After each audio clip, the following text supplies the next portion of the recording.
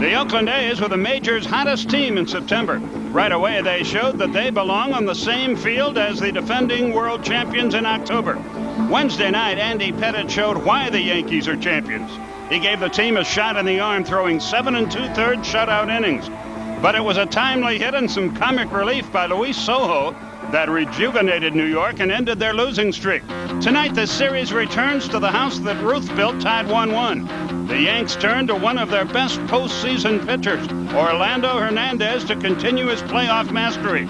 For Oakland, all the pressure falls on the shoulders of 20-game winner Tim Hudson. This is the kind of game where baseball legends are made. October, Yankee Stadium, prime time. Game 3 is next.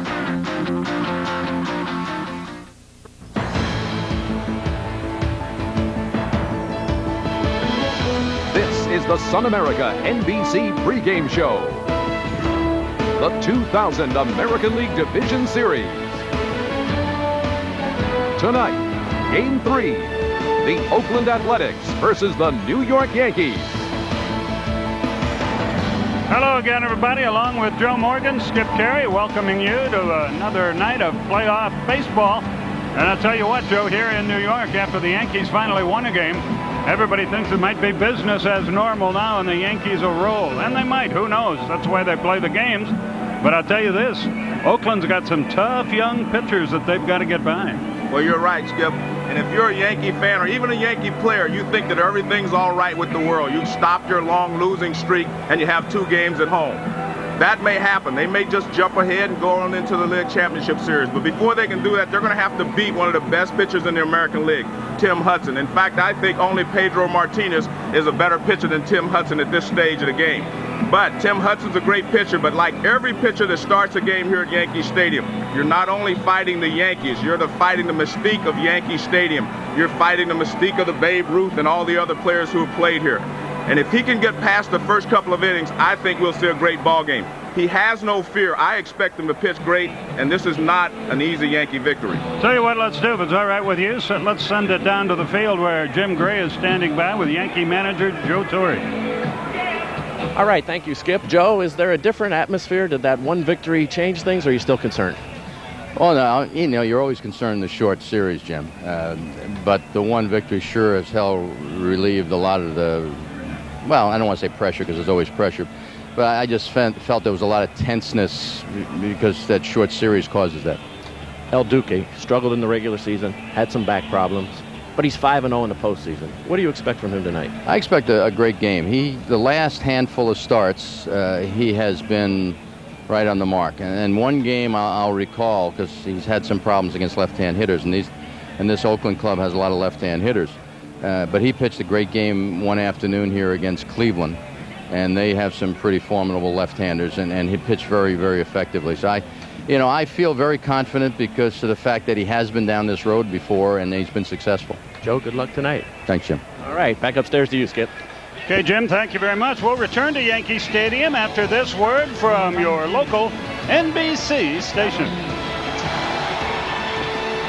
This has been the Sun America NBC pregame show. Sun America, the retirement specialist.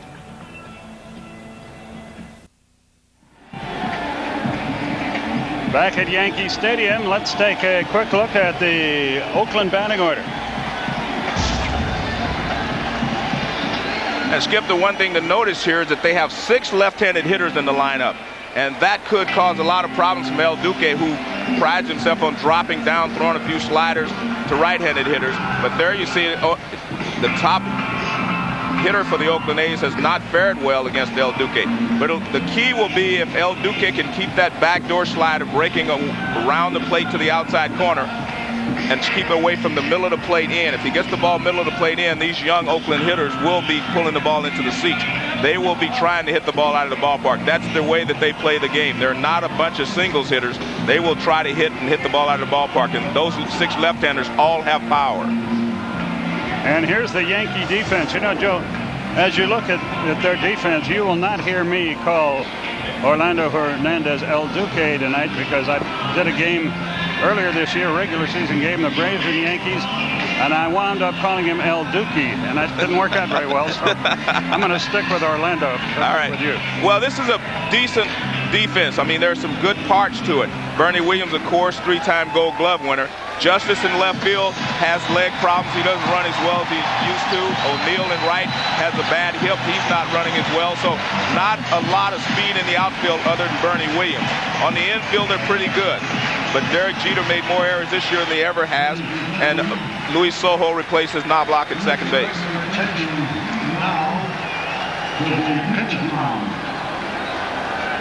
A former Yankee great, Hall of Famer Yogi Berra is going to throw out the first pitch here. Listen to the crowd.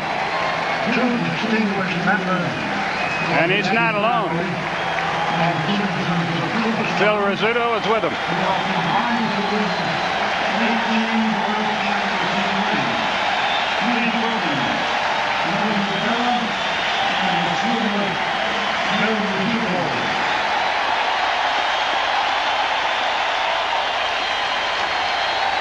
All right. Hey, Skip, that may be for the Oakland A's benefit. The fact that they bring out guys with 18 World Series championships and say, you're going to beat us here in this hallowed ground. Yogi Berra and Phil Rizzuto. Two great players. Here we play the Yankees, especially in postseason. You're always fighting the ghost of all these great players that have played here. Let's take a look at the Valvoline starting pitcher profile, and our pitcher, of course, Orlando Hernandez. And you see his record in postseason, 5-0 with a 1.02 earned run average. He's pitched well against Oakland. But remember, this is not the same El Duque that we saw in the past. He had back problems this year. He struggled. He ended up with a 12-13 record with a 4.51 earned run average. So he is not the El Duque we've seen before. Now, if he's healthy and he feels good, we may see that same pitcher that we have seen in the postseason in the past. Boy, these fans get into it here, just like they did in Oakland. And we're about ready to go in Game 3. In case you missed it earlier, the White Sox were eliminated as Seattle beat them 2-1 in Seattle. So that series is the first one to end. And a great year for the White Sox. Comes to an early end, but they got a good ball club. They'll be back in all likelihood, Joe. Here are your umpires, by the way, and it's a different crew than we had in Oakland. Mike Riley will call the balls and strikes. Mike Winters at first base, Rick Reed at second, Doug Eddings at third, and in the outfield, Charlie Relaford, and left, Kerwin Danley will call the plays in right. And we talked about it the other day, how tough it is for the umpires who are working unfamiliar territory down those foul lines. It's especially tough in this ballpark because there is no foul territory at all down the lines. There is a good bit of foul territory behind home plate. 314 down the right field line, 318 down the left, 385 in the right field power alley, 399 in left, 408 in straightaway center. And Terrence Long will lead things off for the A's. And we should get a good reading here in the first inning on how the A's are going to approach El Duque. The A's are normally a very patient ball club because that's the way they play the game. They get a lot of walks and they go for the home runs. And we'll see if Terrence Long and these hitters come out swinging at the first pitch. That will tell you that they're out of their element. We'll just have to watch and see. I think that the A's are going to handle this pretty well. One thing happened for them yesterday. They did not have to come out here and work out yesterday and be scrutinized by all the media. They were late getting here. They got a good night's sleep, and they're ready to go. Terrence Long leads it off. During the regular season, he hit .288.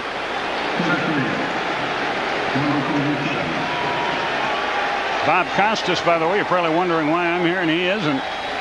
He's still headed back from Sydney and get a little rest, and he'll be with you in the League Championship Series. Sure, he's looking in tonight. Here we go. Hernandez. Right there. And we're underway in Yankee Stadium. 66 degrees at game time.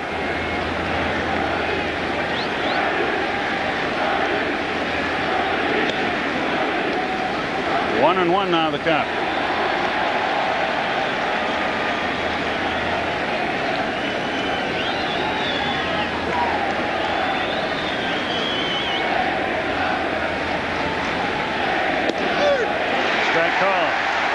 you'll see from Orlando all night. He will try to paint the outside corner with the fastball and the backdoor slider. He will occasionally come off the plate inside to left-handed hitters, but he will try to stay away. A ball and 2 strikes. Long stays alive, fouls it into the upper deck. Pitchers early in the game like this are not only pitching to the hitters, they're pitching to see what the umpire is going to give them and what he's not as well.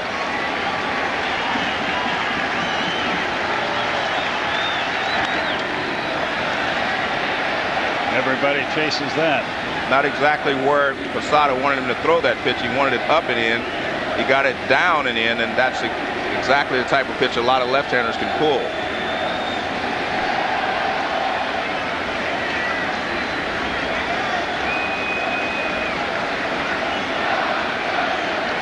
A ball and 2 strikes is our count.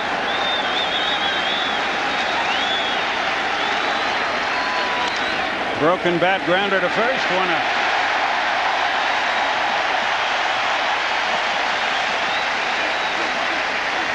Interesting there, El Duque stayed away most of the time.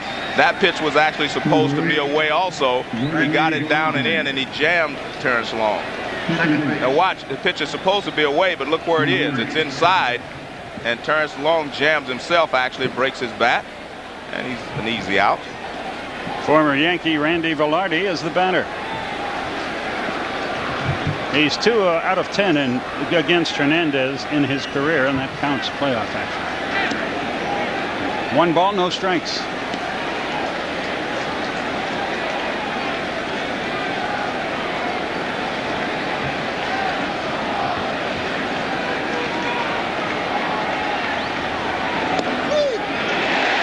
Right through there, it's 1-1. If you love baseball like we do, you got to come to Yankee Stadium one time. Or as often as possible. Yeah. That's the way after you get there the one time, you want to come here as often as possible. Every time I come here, I look out and say, my God, Babe Ruth played out there. And Lou Gehrig and Joe DiMaggio. Just missed. One thing I see from El Duque so far, he's been able to keep the ball down, which is a key factor for him because he gave up 34 home runs this year, which is 3rd most in the American League.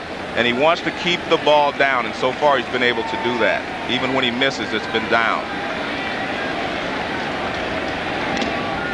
Foul back. I don't know how in the world he can throw the ball over the plate with that windup, but he does. And he hides the ball from the hitter so well. And he kicks his knee up by his shoulders, not just for show. It really helps hide the ball from the hitter.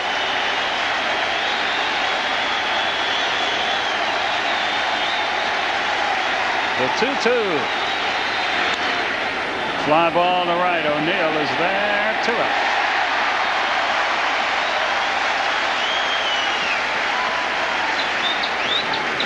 Here's Jason Giambi. Kind of interesting, Skip. Both times he's supposed to go in. Now watch, he's supposed to go in with this pitch. But watch Posada. He goes in as he drops down and the ball's away. So he's really not hitting his spots once he gets ahead of the hitters, but he's been able to get away with it so far. But he dropped down a little bit on Randy and the ball was away, which I think is a safe play. Get it away if you drop down, and he was able to hit it, get him out to right field. You see the numbers on Jason Giambi. That's why so many people feel he might be the MVP in the American League. But I'm shocked that he is 0 for 11 against El Duque. He's a left-handed hitter and a good left-handed hitter, and he goes the other way, hits the ball to all fields. So I'm just surprised that he has not had at least 1 base hit in those 11 at-bats.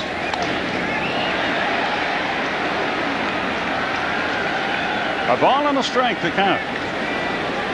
We'll be right back at you tomorrow night at 7:30 with Game 4 of this series.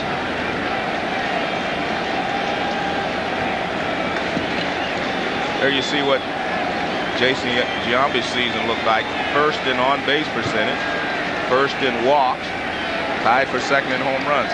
A fantastic year. But actually, those numbers do not tell the whole story. Statistics can only tell you what he did as far as numbers are concerned. But he was the leader of this ball club. had so many big hits, key hits in key situations.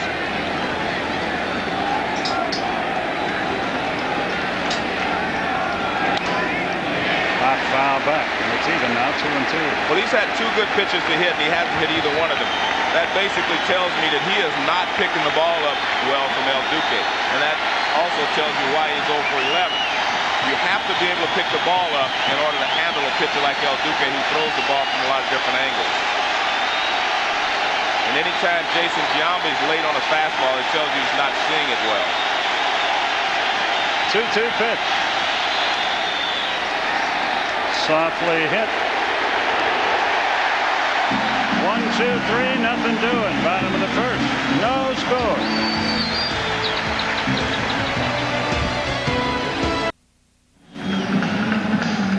Bottom half of the first inning, no score, and a look at the Yankee lineup, Joe. And only Bernie Williams and Tino Martinez have been swinging the bat well. They have 7 of the Yankees' 15 hits. And Derek Jeter is 0 for 8 in this series, but when he hit leadoff, he hit very, very well. When Chuck Knobloch was out on the disabled list, he hit with a 402 average and his 500 on-base percentage. So he's used to hitting first. And here's the defense behind Tim Hudson. This is not really a good defense, especially in the outfield. Ben Greaves does not run well. Matt Stairs has had leg problems. He doesn't cover a lot of ground. So this is just an average defense behind Tim Hudson. Miguel Tejada, one of the best players in the American League, one of the best shortstops and players. And you see Dave Stewart was the last 20-game winner, and here along, now you have Tim Hudson. Out of Auburn University. And Derek Jeter leads it off against him, and the bottom of the first is underway. And Derek Jeter's a free swinger, so he will swing at a lot of first pitch strikes.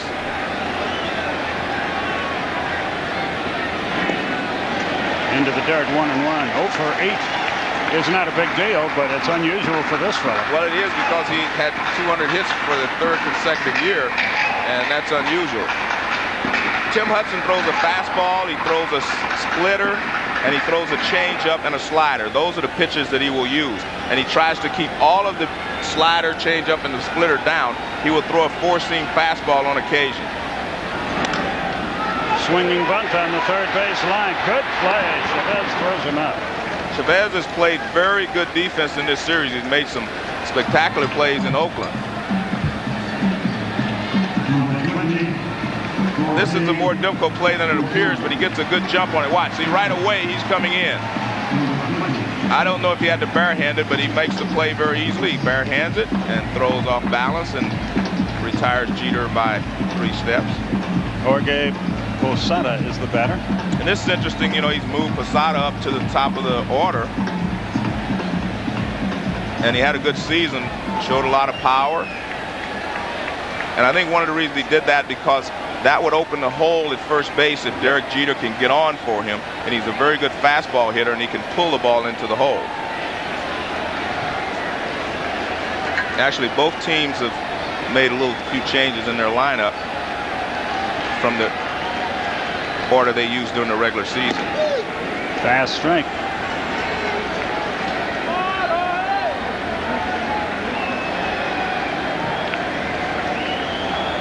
This guy's a bulldog. The A's know that when he goes to the mound, he's going to compete, and he's going to compete hard.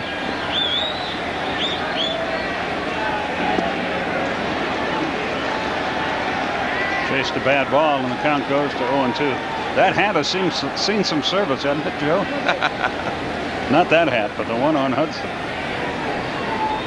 Equipment men like guys like that. Hey, pitchers are superstitious as well. Started to go, did he? Yes. And that's what you'll see a lot of from Tim Hudson. If he gets ahead of hitters, they will chase the low pitch because it starts in the strike zone and goes out, and they cannot hold up. The pitches start in the strike zone, right above the knees. And we'll take a look here, and you can see the barrel of the bat obviously went over the plate, just went out in front, he committed. And it's a good call by Doug Eddings at third base. David Justice, the batter, 2 out, nobody on.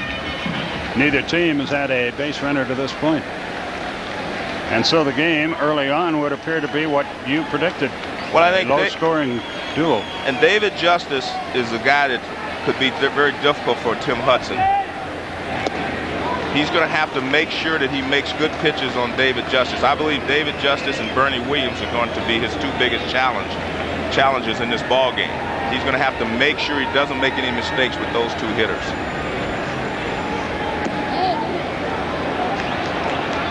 Not this time. And again, Eddings with the call. He's had a busy night already. Well, you'll see that he definitely checked his swing on that one. You see right there, the barrel doesn't go out, and Doug Eddings gives it the safe call.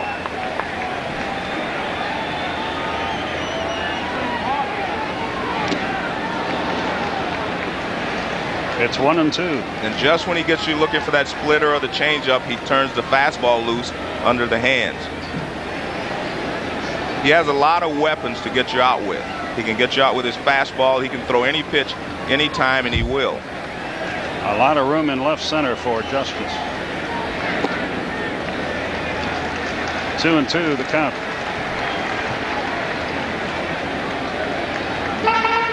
By the way, Glenn Diamond is our producer tonight. Lonnie Dale, our director. So if anything goes wrong, blame them. We will anyway. Oh, that's all part of it. The 2-2. And you see, the reason I say that he may have trouble with Justice is a very disciplined hitter. Most players would have swung at that pitch right there. It started in the strike zone and just sunk out at the last second. But he's trying to wait a little longer, and he's doing a good job. David has played in more postseason games than anybody ever. And there's a drive. Did he get enough? No. Dangerous hitter. Hit it off the trademark. 1, 2, 3. Nothing doing at the end of an inning. We are scoreless.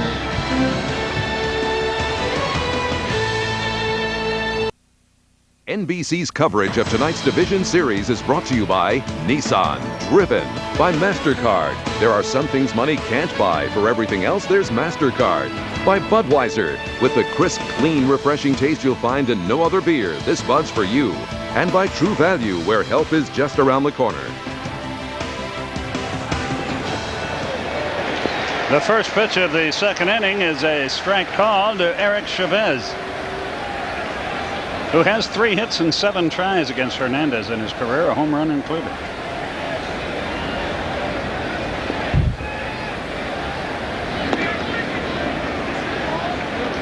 Chavez has been swinging the bat so well that Art Howe moved him up to the 4th spot in tonight's ballgame. He has 4 hits and 7 at bats.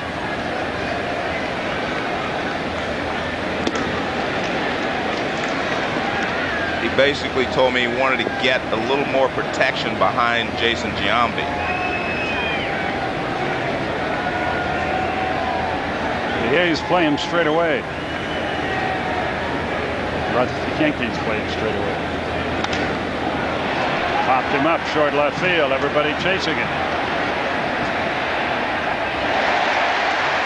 Justice puts it away. 1 down. A lot of people have told us that El Duque's back is no longer bothering him. It was bothering him earlier in the year. We're going to show you last year. Let's take a look at how high he had his leg kick last season in the postseason. This was against the Atlanta Braves. Now take a look at how high it is in relationship to his face. That's where he was last year.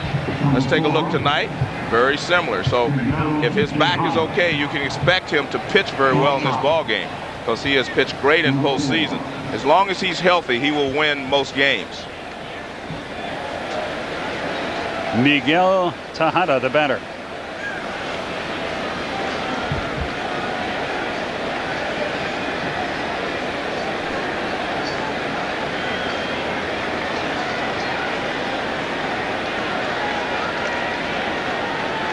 Hernandez goes to work to him, and there's a strike. Both pitchers are getting that first pitch in there with some regularity. And that's very, very important to both of them, the way that they pitch, because after they throw you a strike, they try to get you to chase something out of the strike zone.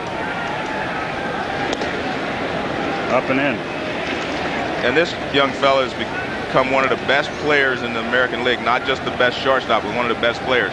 He makes great plays defensively, and he's hit over 30 home runs, 100 RBIs. He is one of the elite players in the league.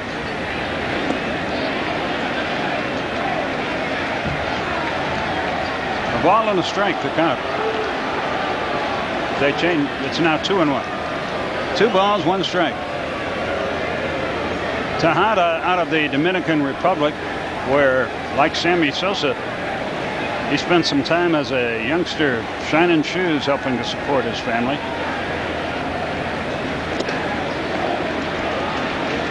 He's got somebody shining his now if he wants to. He signed a big money contract with Oakland. He was signed by the Dominican dandy, Juan Marichal. He signed him. He's a scout for the A's. Good patience there by Tejada. He threw him the first pitch strike, and he did not chase anything out of the strike zone. First base runner of the night. And here's Matt Stairs.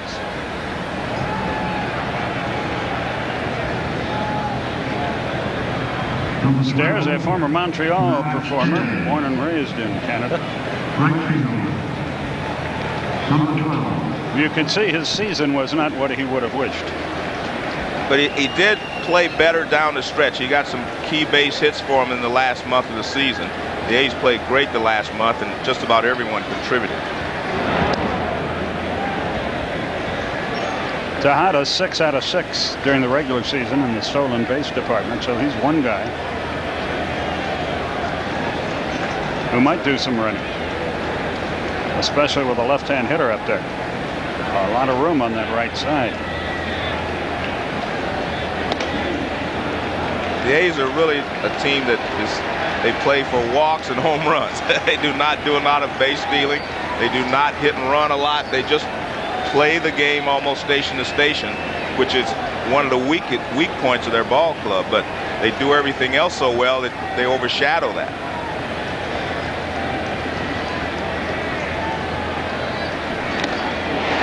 That's the one thing that they can't do, is chase fastballs out of the strike zone or chase pitches out of the strike zone. Hitters have been chasing high fastballs and not catching up to them ever since this game started.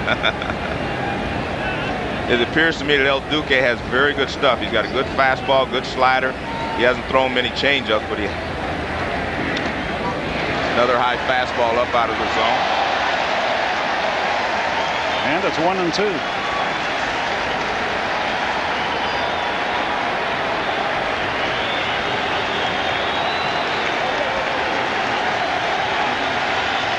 There you see what we talked about. The A's, they strike out a lot because they swing for the fences. But 1,155, they led the American League in strikeout. He's running. Fouled back, tried to play hit and run. That's surprising. I think they just felt like they caught El Duque off guard. In fact, El Duque kind of pointed to himself, to Posada. He said, that was my fault. He meant that he did not hold him on, and he got a great jump. There's Ron Washington. He's the third base coach.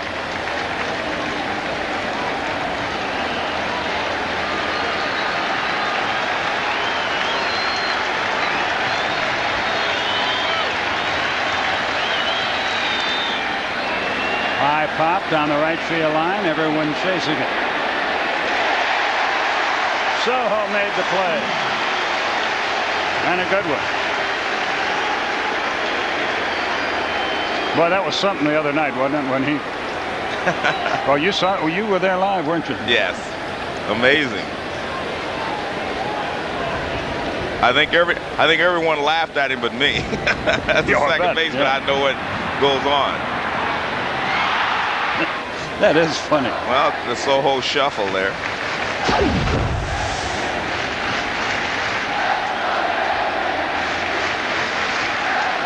Ben Grade, the banner. He made the A's laugh with that, but he also made them cry. He had a 2-run double that basically broke the game open for the Yankees. A veteran player like him could do something like that and just fight his way right through it.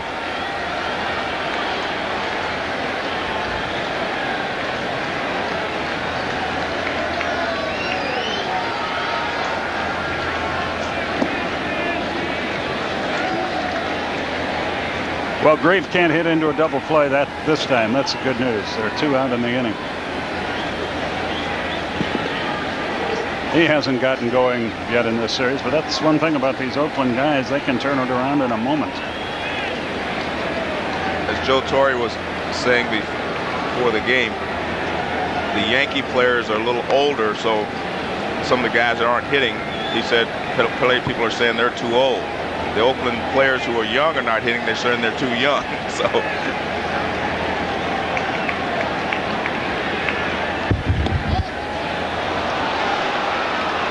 2 balls, no strikes. some good patience there by Grieve as that ball just moved off the plate at the last second. Looked like it was going to get the outside corner.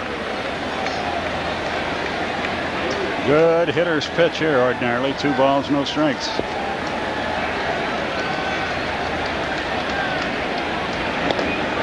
High fastball. 2 balls and no strikes, and you watch what Posada gives him the sign to throw this fastball up. Watch. See, his target's up. Even 2-0, he says throw it up, and he throws it up there anyway. That tells you that they feel like this Oakland team will still chase the fastball even when they're ahead in the count. They get hitters' counts, and they still will swing at pitches out of the strike zone. That was a very smart call there by Posada, because 2-0 is a dangerous pitch if you throw it in the strike zone, but he threw it up and out of the strike zone. Good pitch to run on here. Nope. I think Art was just teasing you when they ran that one time. There must have been something that I think Tejada probably just took off on his own because El Duque didn't look at him.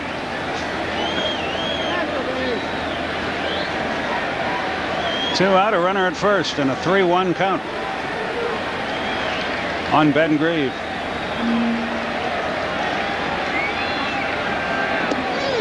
Boy, there's a dandy pitch, huh? That was a 3-1 breaking ball. That will keep the hitter off balance because now he doesn't know exactly whether he would come with another breaking ball or not. Excellent pitch. And you do not have to have a great curveball 3-1. That's a throw a strike breaking ball. It doesn't have to break that sharply, just break in the strike zone. Now the runner goes. Just missed. Well, the A's are showing some patience, and they're getting El Duque's pitch count up there. 2 walks in the inning, and Jeremy Giambi, the DH, is the batter. Came over from Kansas City over the winter. Well, he's thrown 36 pitches, and 20 of them have come here in the second inning. So the A's are doing what they do best, and that is get into hitters' counts and try to hit the ball out of the ballpark. That would probably mean that he threw 16 pitches in the first inning, right? Yeah, I think so. Thank you.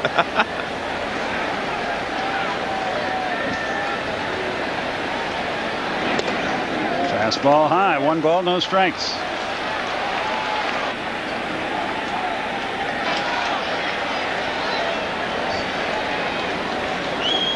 There's his brother Jason watching his brother Jeremy. They have a very close relationship. They say they really work with each other and try to help each other.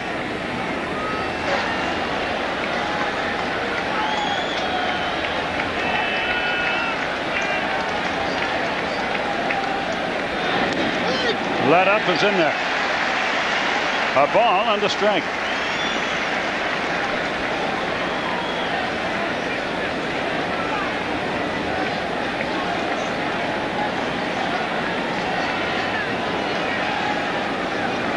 Up to 38 total. 18 of them in the first inning, Bill.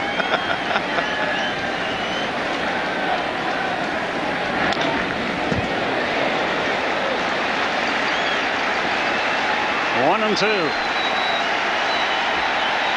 one thing to watch when you see a pitcher like El Duque and Tim Hudson when both of them are pitching, you very rarely see a ball in the middle of the plate.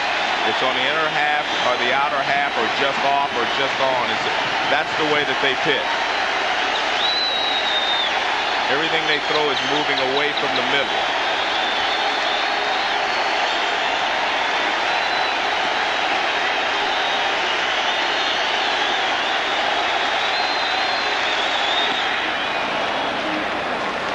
Two balls, 2 strikes. He's been ahead of these hitters, but he hasn't been able to close them out here in inning number 2.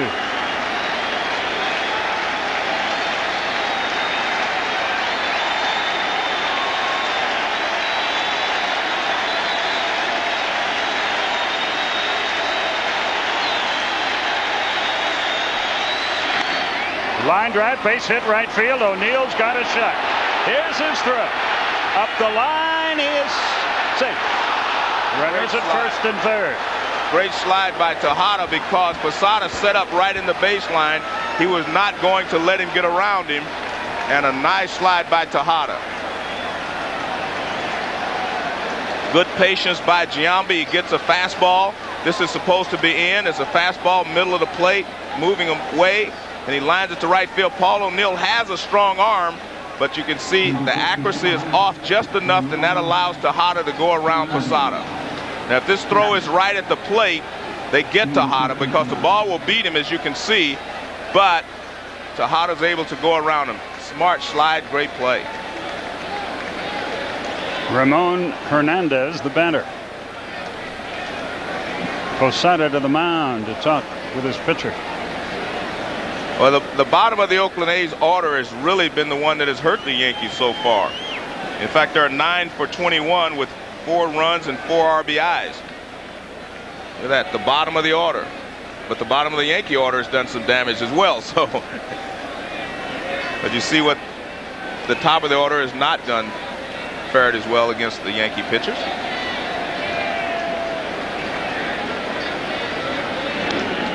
They're on the corners with 2 out. And Skip, this is what the A's needed to do.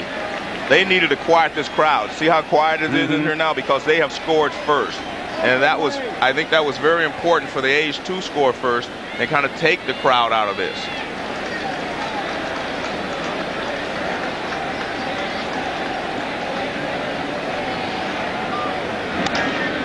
Hit hard, but way foul to the right. It's 0-2.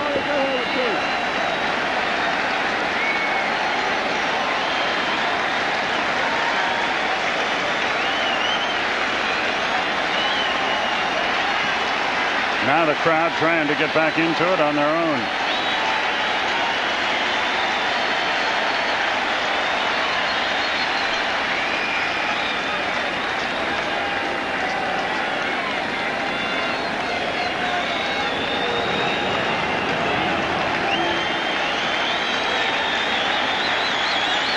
The 0-2. Struck him out. Terrible pitch. Got to throw him out, and they do. But a run scores on 1 hit, 2 runners left. Bottom of the second, 1-0 Oakland.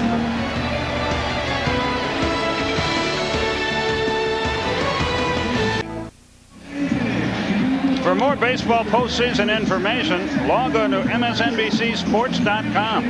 You'll find full coverage of both American and National League Division Series games with playoff profiles, stats, and daily schedules. MSNBCSports.com, the official website of NBC Sports. And we go to the bottom half of the second inning. And Bernie Williams will get an ovation here, which he richly deserves. He's a horse. They've been riding on his back for a long time. He was the one Yankee that was really in the running for most valuable player in the league this year until he was injured and had to sit out for a long period of time, because he was having a fantastic season the first half, and he definitely was the most valuable player on this ball club at that time.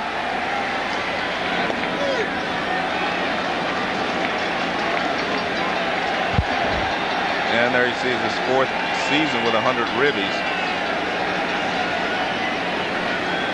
I think that's more important than just a 300 batting average. 1-1 the count. Only Lou Gehrig, Dave Winfield, and the mighty Babe have done that for the Yankees. Did I say Joe DiMaggio? No. All right, well, he's in there too.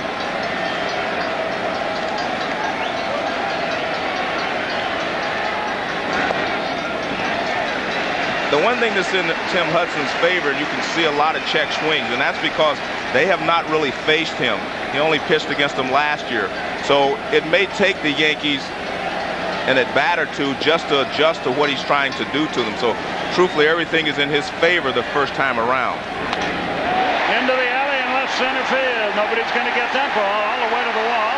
Williams on his way to second, and he'll pull in there, and he represents the tying run.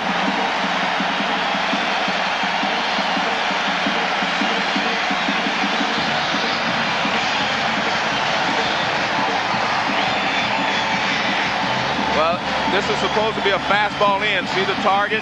It runs back out over the middle of the plate, and Bernie laces it up the gap in left center field. And he has an extra base hit. He hits the ball very well, that high pitch with the top hand, and he goes the other way with it. If you're the Oakland A's and you go over these Yankees in your scouting report and you're Tim Hudson, you say Justice and Bernie Williams, as I said before, these are the two hitters that I think will give him the most problems in this ball game. Tino Martinez, the batter, and he'll be trying to pull the ball to the right side to get the runner to third.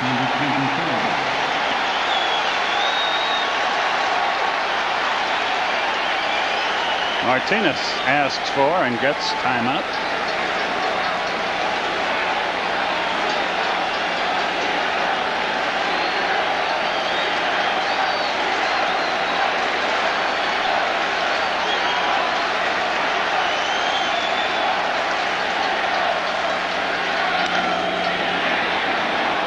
That's what he's trying to do. Pull the ball to the right side. He'd love to get a hit, but failing that, get that runner to third base. Sometimes a good pitcher like Hudson will take advantage of that, knowing that you're trying to pull the ball. He ran that ball way off the plate toward the outside, and if he can get ahead, he would probably throw him a changeup, knowing that he's trying to pull the ball.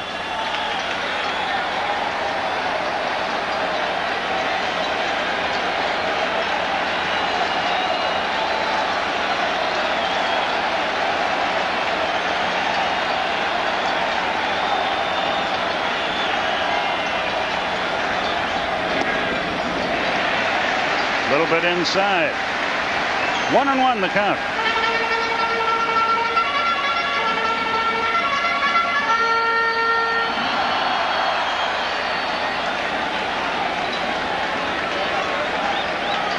Martinez in the regular season drove in 91 runs this year, but it was a disappointing season for him.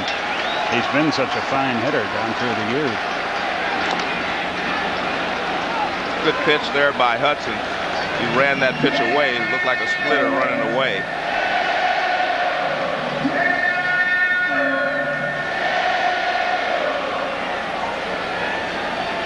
Normally, a manager likes for a hitter, a left-handed hitter, to try to pull the ball up until he gets 2 strikes. Once you get 2 strikes, he'll normally tell you go ahead and drive him in. That means if you hit it back through the middle or left field, that's okay. 1-2 the count.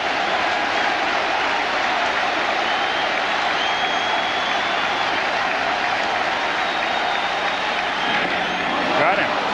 That's exactly how he would pitch him. You get him, you know he's trying to pull the ball, and you get ahead of him, you throw him that little off-speed pitch, and there's nothing he can do because he's going to be out in front of it.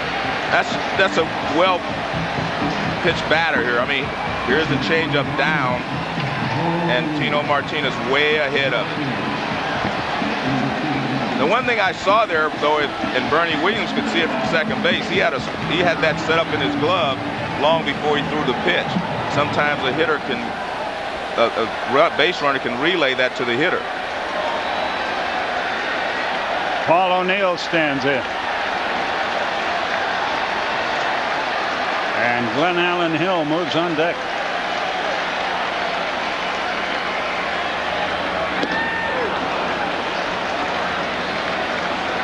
And Hudson has reached back for a little extra here. Well, that's what good pitchers do. They pitch best when they're in trouble. They can hold the damage to a minimum. That's what Don Sutton talks about all the time, is damage control. And that's the sign of a good pitcher. That separates the good pitchers from other pitchers. Sometimes guys get in trouble and they just can't stop it.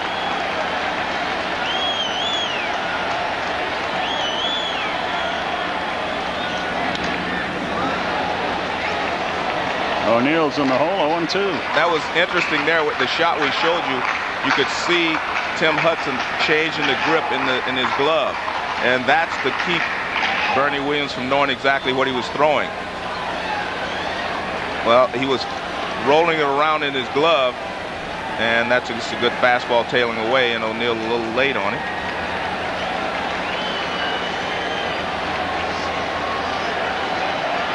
Oh, 0-2 the count. He doesn't have to throw him a strike here.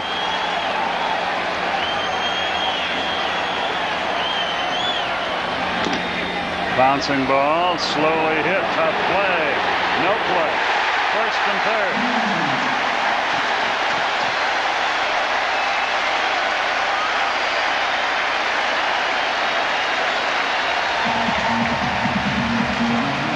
Bad pitching luck for the youngster that time. Well, he makes a good pitch, but Paul O'Neill being a good hitter, he puts the ball in play, and that's what you want to do. That was a good two-strike pitch down and out of the zone, but O'Neill gets a piece of it. Tejada fakes to first, hoping he could get Bernie Williams round in third, but he could not.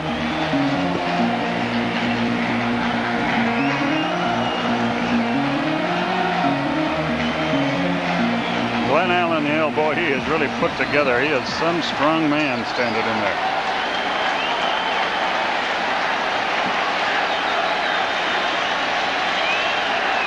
The A's were successful against Glenn Allen Hill when they didn't throw him a strike when he started game 2.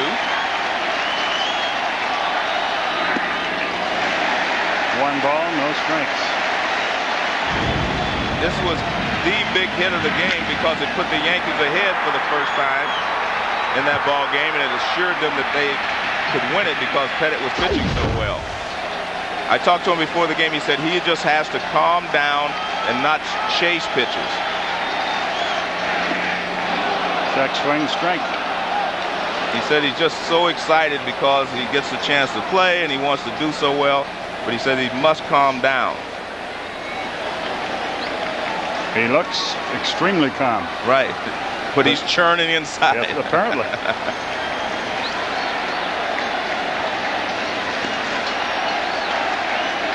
A ball and a strike. First and third. 1 out. Oakland leads it 1-0.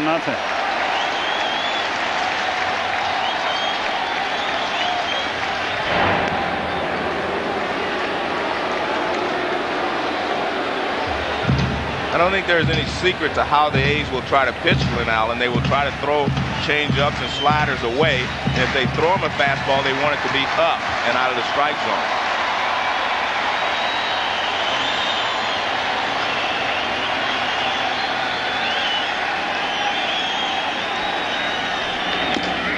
Little chopper back to the mound, goes to the plate, too late, everybody's late.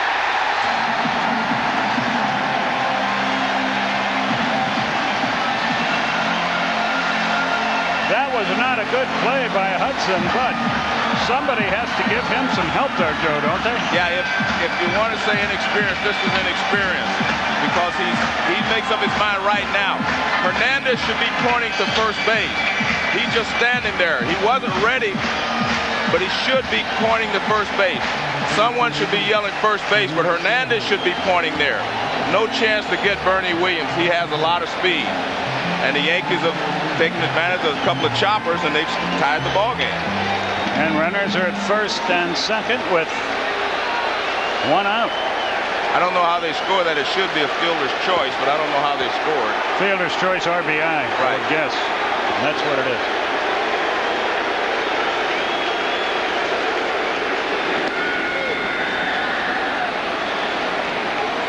Well, he's made some good pitches, but you have to give the Yankees credit. They put the ball in play. And anytime you put the ball in play, you have a chance.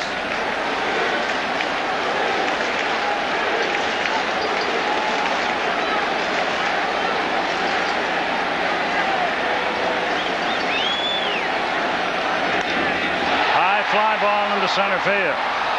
O'Neill's going to tag at third. Let's see if he tries to move over. No. He's going to stay home, and there are 2 out. I wonder if Soho will wind up with a sneaker deal out of that play the other night. Scott Brocious is the batter.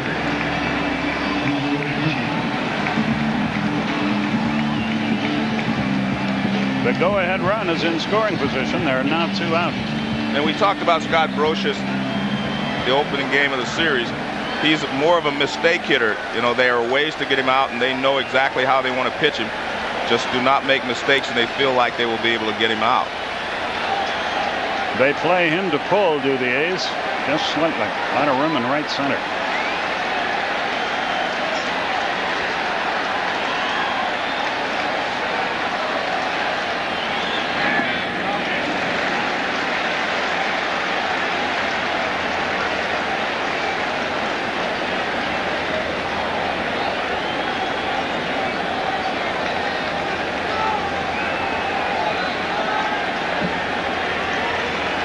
There you see his numbers. He had 300 when they won 114 ball games. Last year 247, and this year down to 230. He also drove in 99 runs in 98, so he had a very good RBI season. 2 out. And this is what you do not want to do. If you fall behind him, you have to come into him, you have to give in, and that's when he's at his best. And if you walk him, then you got to contend with Derek Jeter.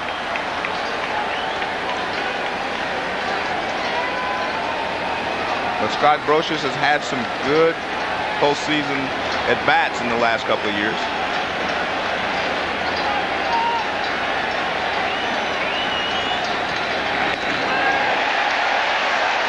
3 balls, no strikes. This is also a situation where Joe Torre might let him hit 3-0 because he's a good fastball hitter, and he's going to get a fastball here.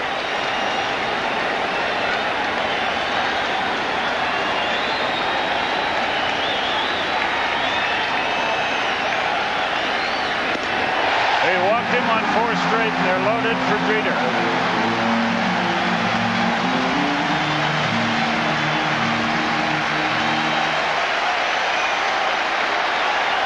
First walk for Hudson. I wonder if he's upset with himself for that throw to the plate. Well, actually, he should be upset with himself. He should be upset with his teammates, but you have to get past that. As I said, Hernandez should have been pointing at first base, and he wouldn't have even thrown the ball to the plate. But he's probably upset the fact that he says he's made good pitches, and he has not been able to get outs with them. But that's the nature of the game. Rick Peterson, the pitching coach of the A's, to the mound. And now we're ready to go. Jeter grounded to third his first time. And this is definitely not what you want. Derek Jeter is 0 for 9. He's due to get a base hit. The guy that gets 200 hits a season, he doesn't go 0 for 2 often. He got him out the first time with a split-fingered fastball, and he rolled it to third base. 2 out in the inning. The bases are full of Yankees.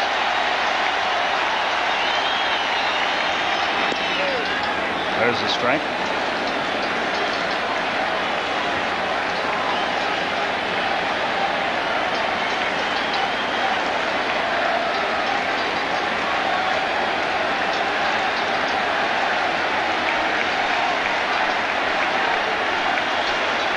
Hey, good luck when the bases have been full. Really feel badly for Jeter, don't you? He makes about $8 zillion. He's single and lives in New York. And plays for the Yankees. And on top of that, he's a great player. And a great kid, too. Very nice young man.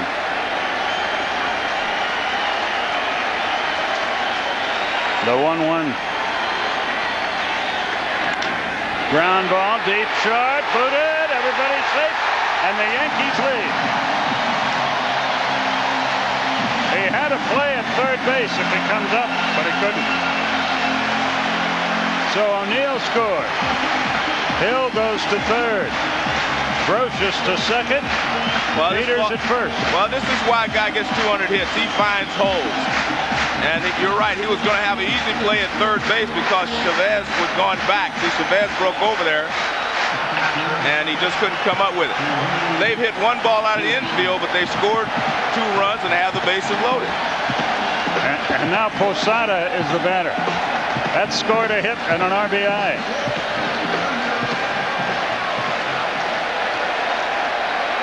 Posada struck out his first time.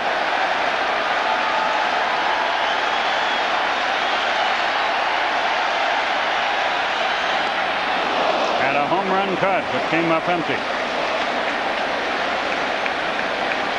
Outfield plays him. Shaded a step toward right field, but for all intents and purposes, straight away. And the one thing that Art Howe told us is that this guy's a battler. He will continue to fight all the way through. And he showed you that because he hasn't tried to overthrow the ball or try to just get mad and throw the fastball by anyone.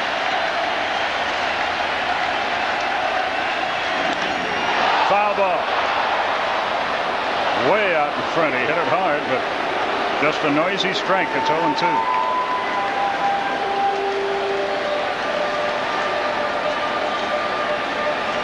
The tendency sometimes for young pitchers is things go wrong, they try to throw their way out of the jam. But he's continued to pitch. He's made good pitches, and he just has not had the luck that he thinks, that he probably deserves so far in this inning. But he's still making pitches. The 0-2 pitch with the bases loaded and 2 out. Strike 3 called, inning over. Posada doesn't like that. But the Yankees claim the lead. 3 hits, 2 runs, no errors, 1 error, 3 left. The end of 2, Yankees lead it 2-1.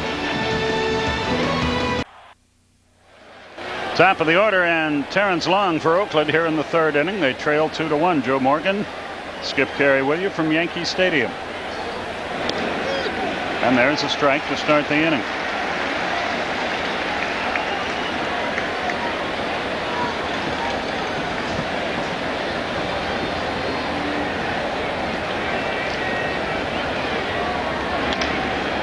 Line drive, base hit, left field. Drops in front of Justice, who thought about charging it, but boy, if you miss, that ball rolls for a while in this park. And we talked about the fact that they had to go the other way, and he does so there.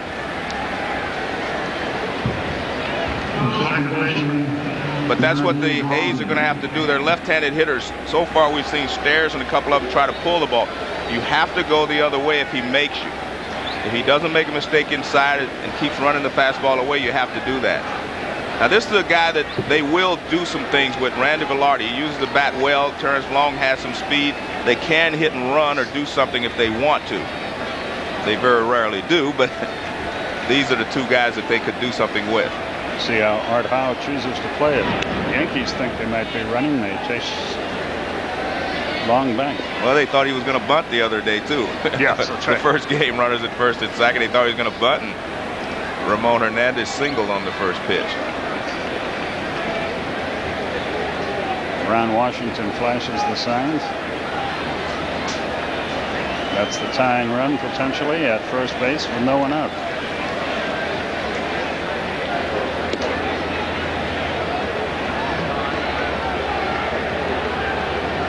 Velarde flied to right his first time.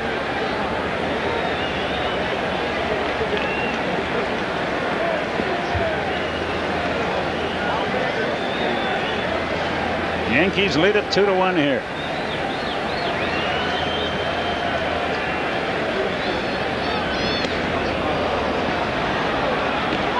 Well, if you're ever going to hit and run, this is the pitch.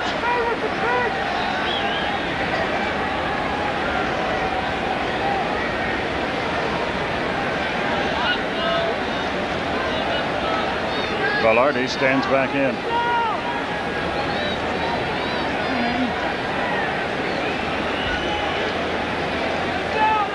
Nope. Strike. Well, the point is, 2-0, you know you're going to get something around the plate because he's going to be throwing a fastball just trying to get a strike. And usually you want a guy that's going to be around the plate when you put the hit and run on.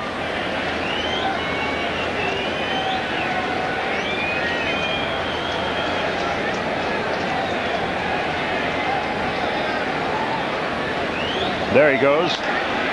Popped up short right field. Runner returns to first in plenty of time. And O'Neill makes the catch. Tomorrow at 2:30 Eastern, Notre Dame football returns to NBC as the Fighting Irish, led by sophomore running back Julius Jones, face off against Pac-10 champion Stanford. Notre Dame and Stanford tomorrow at 2:30 Eastern on NBC. Jason Giambi, the banner. It's very difficult, I think, sometimes for Art Howe, because he's really a National League manager in an American League body, because he grew up playing. He played his baseball in the National League where you hit and run, you do things, you're more aggressive. Now he's managing a team where he's really playing for 3-run homers. I'm a National League announcer, and I can tell the difference. It's really same here. Nothing ever happens. Right. That's a good point. I mean, hey, Earl Weaver started it with Earl Weaver's pitching, defense, and the 3-run homer. The A's are pitching and the 3-run homer. But they have made it work.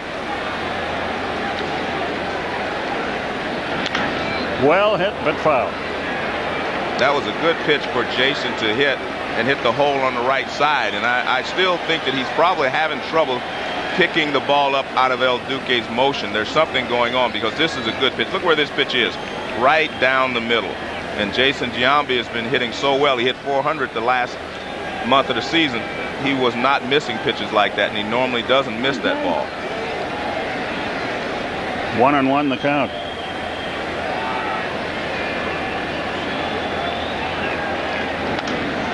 Popped up the other way. That'll reach the seats. A ball and 2 strikes, the count.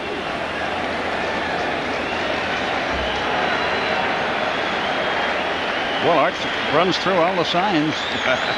He's a good decoy, huh? 1-2 the count. 1 out here, runner at first base.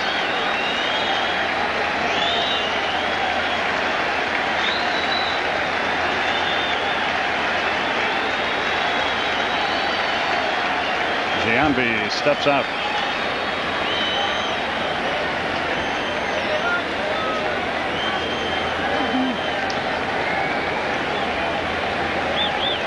Posada actually wanted him to go back in with a fastball on this pitch, and he shook him off. We'll see what they do.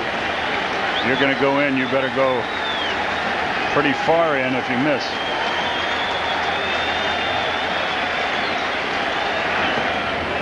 Nowhere near. No, that was a changeup. He wanted to go away. We tried to go away with a changeup. Because he's been late on the fastball, he thought he might be trying to gear up to get the fastball, so he threw him a changeup. I mean, it's a smart pitch. He just didn't get in the hitting zone. 2 balls, 2 strikes.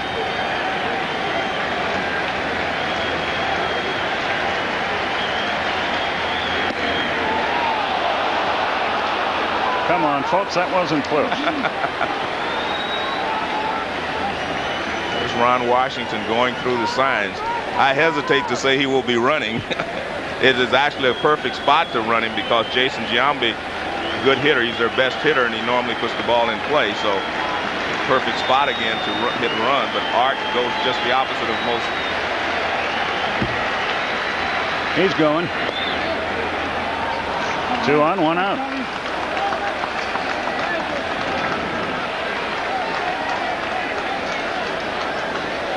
That is the 3rd walk of the night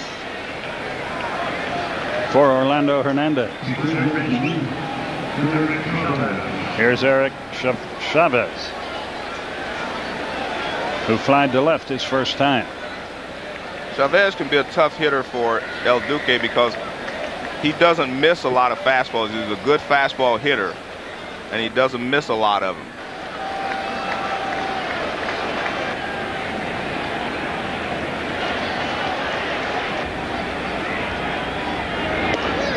Good pitch right in there. Right, that's why he's going to try to throw him a few breaking balls if he can, because he knows that he can handle the fastball.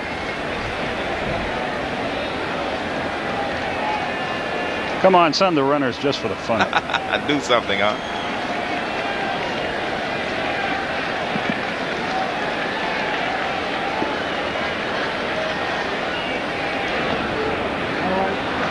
He has not been able to get that changeup over the plate. And that's a big pitch for him because he likes to throw the changeup off the same motion that he throws his fastball.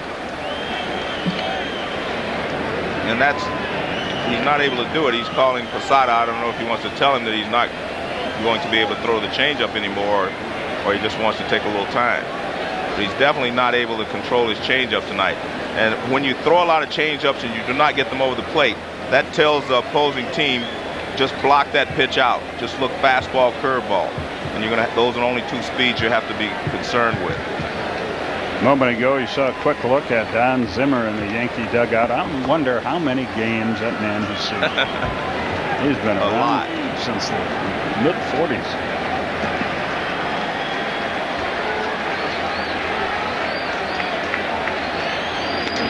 High pop foul. Posada coming back. Makes the catch.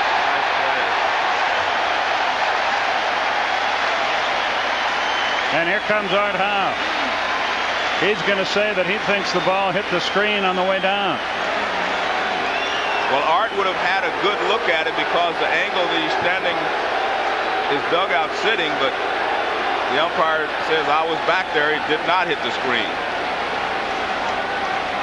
Well, I don't think we're going to be able to tell. I know what made Art think it is his right hand pushing. Well, not only that, the ball is in his glove and then he pushes it into the screen. Watch, right there. And he's saying that the ball did hit against the screen even though he was trying to control it. I don't think it did. No, I think you have to call it a catch. The umpire was back there as close as he could get. And Tejada the batter.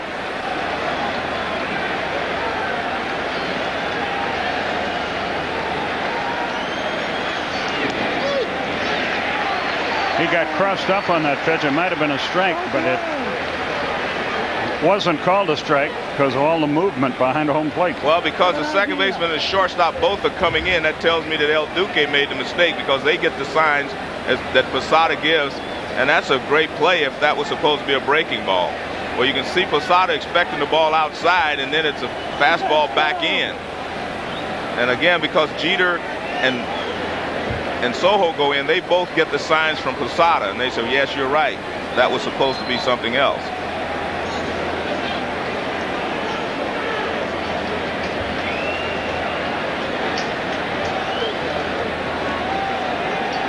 He was making sure with the umpires that they're 2 down.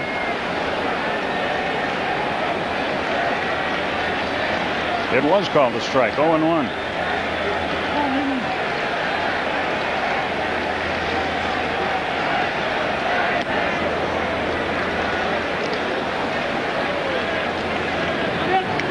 Sometimes as a pitcher, you have in your mind exactly how you want to pitch a guy, and that's exactly the way he pitched him the first time up. He threw him a fastball in, then a fastball up and in, and that's the pattern that he wanted to have, and Posada gave him something else, and he still threw what he thought he had in his mind. 1-1 pitch forthcoming.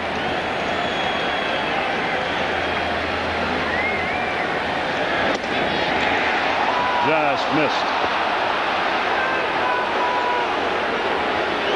This is the exact pattern he used the first time up. Fastball in, then fastball up and in, then fastball away. And he ended up walking Tejada as that pitch is off the plate outside.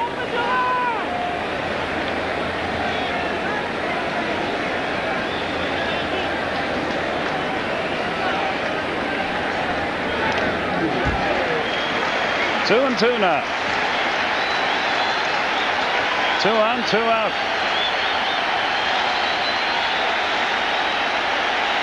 Yankees lead it 2-1.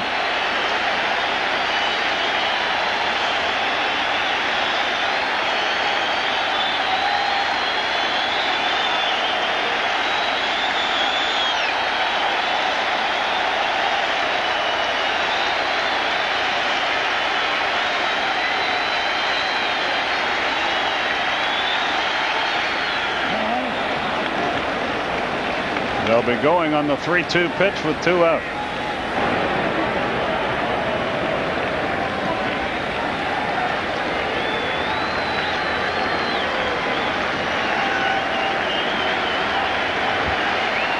Tejada walked and scored the Oakland run his first out.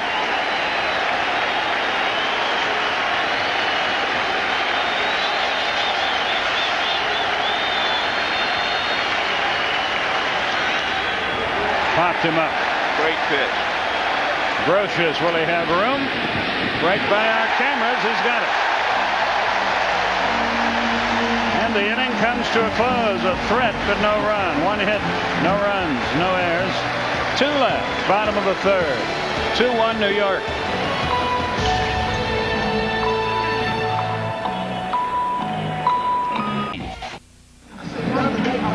Yankees lead 2-1 in the third. Tomorrow night at 7:30 Eastern, Joe and I will be back here at Yankee Stadium to bring you Game 4 of this American League Division Series between the A's and the Yankees, and it should be a good one. That's the American League Division Series Game 4 tomorrow night, 7:30 Eastern on NBC. And the A's will have their other young gun, Barry Zito, left-hander, throwing for them, and Roger Clemens will be going for the Yankees. You got me really looking forward to seeing this Zito pitch. I never have. Very good pitcher. Left-hander with a big curveball and good fastball. David Justice leads things off here. 2-1 New York, our score.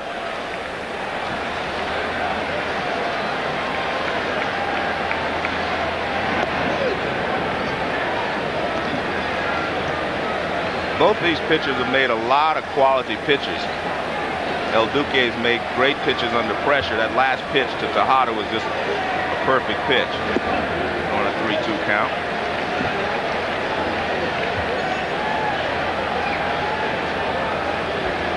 One and one to Justice.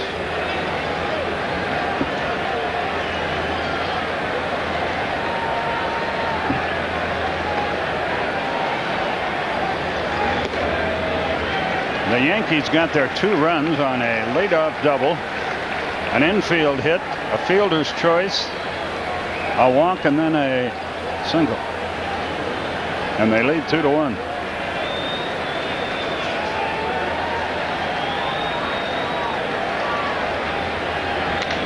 Up the middle, through there, base hit for Justice.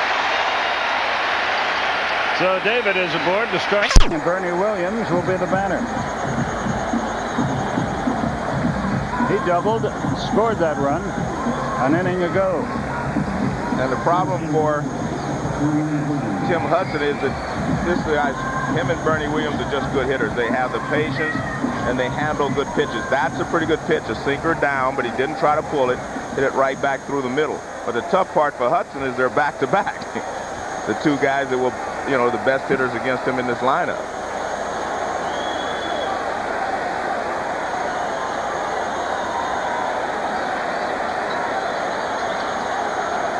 Justice with a short lead at first. High fly ball right field. Back goes Matt Stairs on the track. He's got it. Man. The short porch here will always give you a scare. So a noisy first out. And Tino Martinez is the batter. He struck out his first bat. Well, it's a fastball up. Now you see the target. He cuts up a little bit and in. He gets it in just enough. Bernie didn't quite get to it, but you do not have to get a lot of it here at Yankee Stadium if you're a left-handed pull hitter.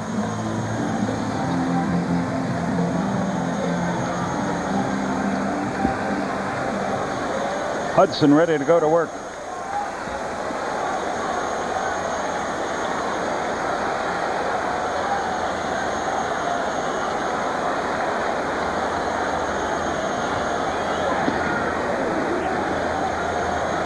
One ball, no strikes.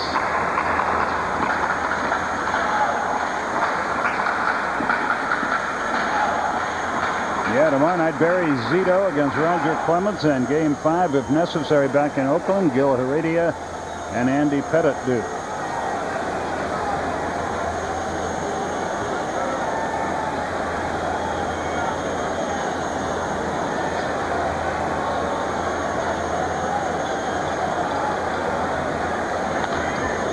Ground ball up the middle. Good play, Velarde, but he can't get the ball cleanly out of his glove. We'll see how they score it. He made a heck of a play getting to the ball. Well, he tried to feed it with his glove. I've seen these two guys. I think they made the greatest double play I ever saw. Tejada and Randy Velarde. Now he makes a diving stop, but the one thing you have to remember, there's one out, so you have to make sure of one. You need to make sure you get the first out. Then there'll be 2 outs and a runner at first. They're trying to turn 2, and it cost them right there.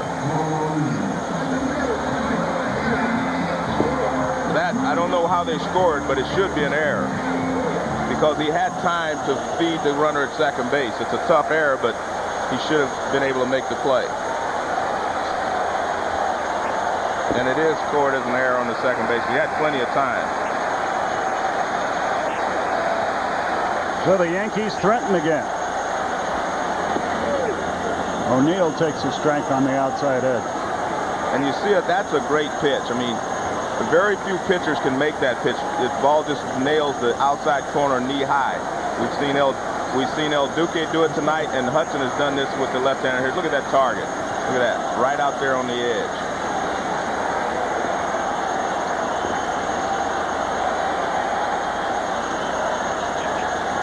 The 0-1.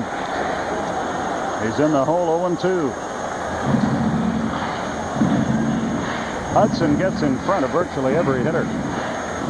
That's the reason for his success, though. If you can pitch, and it's like the Atlanta Braves pitchers, they pitch from ahead most of the time. That gives them more options with which to get the pitcher out, the hitter out. 0-2 the count.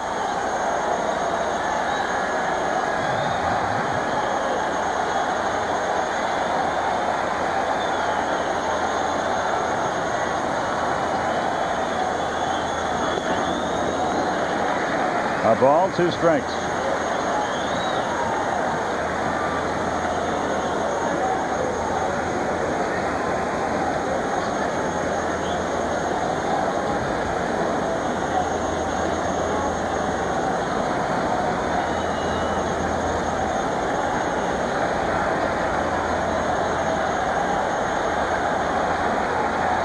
Now we're ready to go.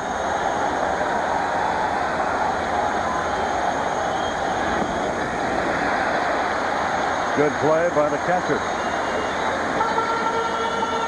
And the count evens at 2-2. There you see what Jeter and Justice O'Neill did in games 1 and 2. And now you see what they've done tonight. Although I would say that a couple of those hits were suspect.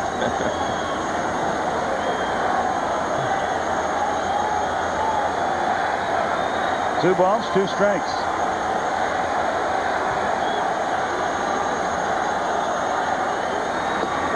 Got him. Another great pitch. I mean, he and El Duque, both of these pitchers have made a lot of beautiful pitches in this ball game. They both struggled. They've had men in scoring position, but they've been able to make quality pitches. There's a great splitter down and in. And you can see him split his fingers there, and he just fires it down and in, and Paul O'Neill out the front. Glenn Allen Hill, the batter, with Soho on deck and 2 out in the inning.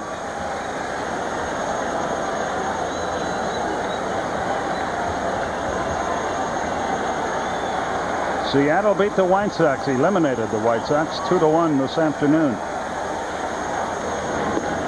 There's another splitter. What he does is he splits his fingers on the fastball, and when you throw the splitter, that's the splitter grip. And you just release it, and it comes out between the fingers, and it gets a tumbling action, and you get it to act like a sinker. It's also an off-speed pitch. It looks like a fastball when he releases it, but by the time it gets to the plate, the bottom falls out, and it becomes more of an off-speed pitch.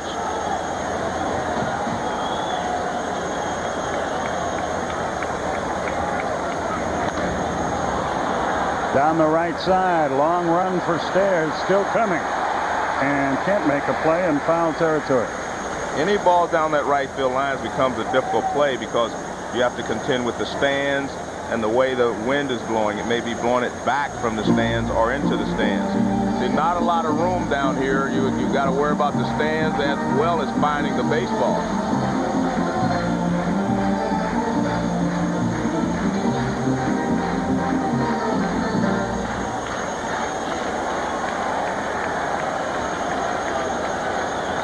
Oh, 0-2 the count.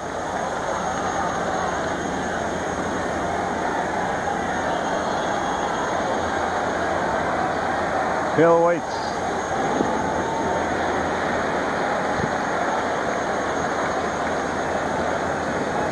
A ball and 2 strikes.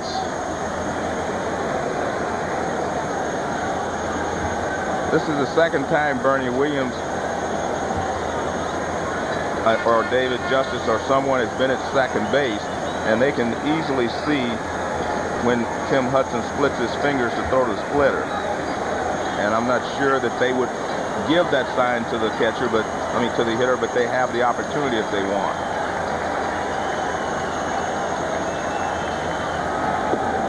Into the dirt.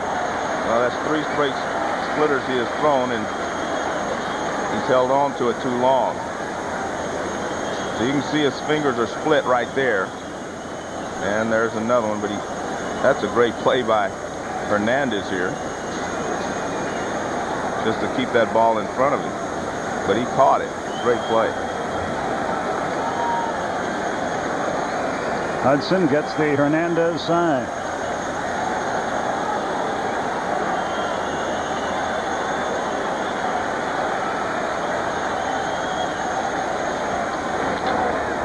Sharply hit right up the shortstop, and the inning is over.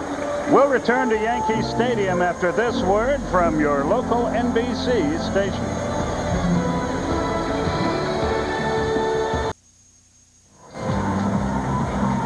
Two-one Yankees. 4th inning is upon us.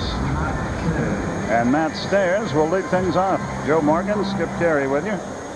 And look at that. Orlando Hernandez El Duque has 65 pitches and 55 for Hudson. I don't think pitch count is really that important tonight because neither one of them are scheduled to start another game in this series. So they will go as long as they're effective. And the weather is cool and breezy, and that helps the pitchers stamina-wise. Matt Stairs looking for his first hit in the series. See, that's what I'm talking about. That was just a perfect pitch there, especially when you're behind an account. The hitter's looking for a fastball, and you nail the outside edge with one. There's another one. I mean, those are just great pitches. There's not a lot that the hitter can do with them. And plus, you have these Oakland hitters, left-handed hitters. Most of them are trying to get a ball they can pull to that short right field wall, and he's nailing the outside corner with it. High pop foul, out of play. And he made a mistake right there, but with 2 strikes, he was able to get away with it. The reason you get away with the 2 strikes because the hitter has to wait just a little longer to make sure it's not a changeup or something, and that fastball gets on you a little bit, and he was a little late on it.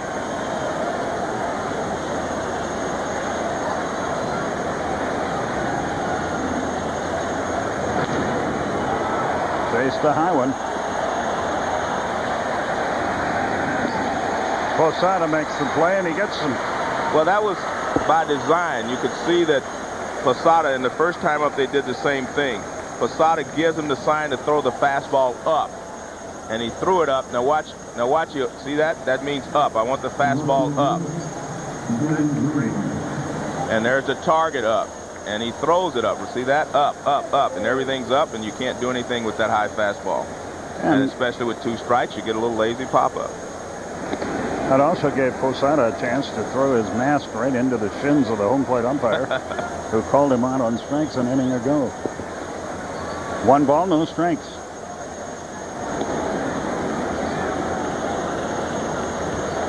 He falls behind 2-0, does Hernandez. Grieve walked his first start. 2-1 the count.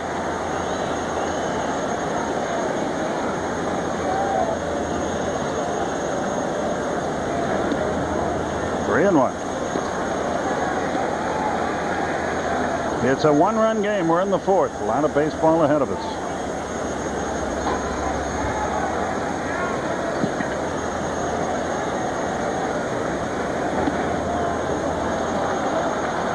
Potential tying run at first with one out.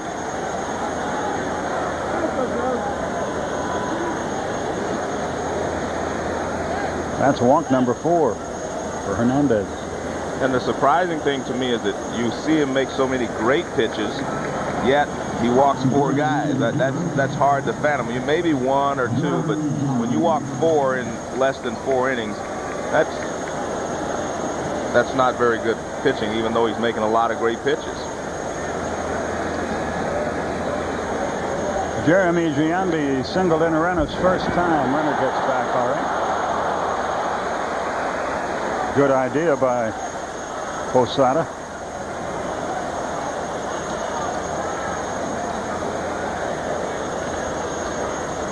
And it's easy to throw behind a left-handed hitter like that. See, just steps up because the base runner doesn't know exactly what you're going to do when you straighten up like that, and you get a little quick release. I think they're trying to make sure that El Duque is okay. Billy Connors is out there to check on him. But he did not go first to an umpire as if it was a visit to check on an injury. Correct. So he may have something in mind. When you're a pitcher like El Duque who throws from so many different angles, it's sometimes you lose your slot and it's hard to get it back. You drop down too much or you get too much on top. The 1-0 pitch. Right in there. A ball and a strike. So what do? You just throw a curveball to get it back. A curveball makes you get on top of the pitch.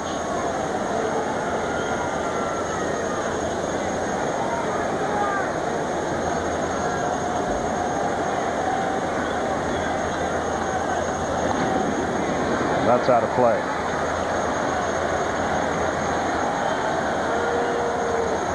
You saw St. Louis and Atlanta yesterday. What do you expect tomorrow in Game 3 of that series? I expect the Braves to come out fighting. They better. The Cardinals did yesterday. They came out very aggressive.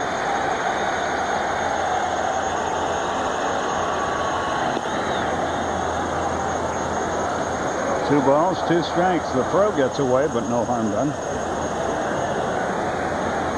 One of the things an infielder, middle infielder, always has to do is be aware to throw back. You always take a step toward the middle of the diamond when the catcher gets ready to throw the ball back with a runner on base. You just automatically should take a step toward the middle of the diamond. That's what you do. We don't see either one of them, but they are automatically. You see, Luis Sojo was aware, and so was Derek Jeter. You always take a step toward the middle. Full count. 3 balls, 2 strikes.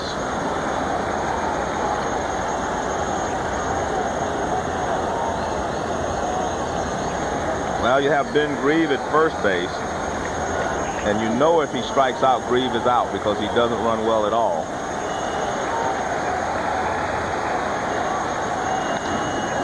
Fly ball pretty well hit into left center field. Long run. Oh, what a catch. David Justice made a heck of a play.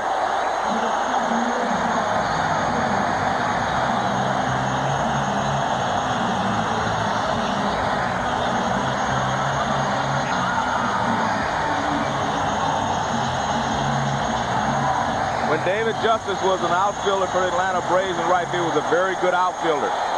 He's had bad knees, bad back, a lot of different things bothering him, but he still can track the ball down. When he gets there, he makes the catch. That's right at the 399. No chance for Bernie to get there. That's a great play.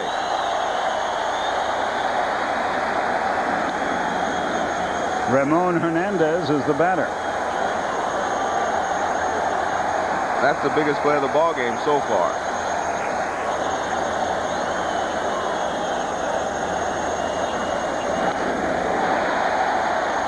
High fastball makes it 1-1. David Justice gave a wave to the fans in left field who were on their feet cheering him, but he knows. First the pitch. Fly ball twisting down the right side. That's going to be foul. One misplay, and those same fans who stood up and cheered will be all over him. That's New York. But 99% of the fans here are great fans. The other 1%, be careful.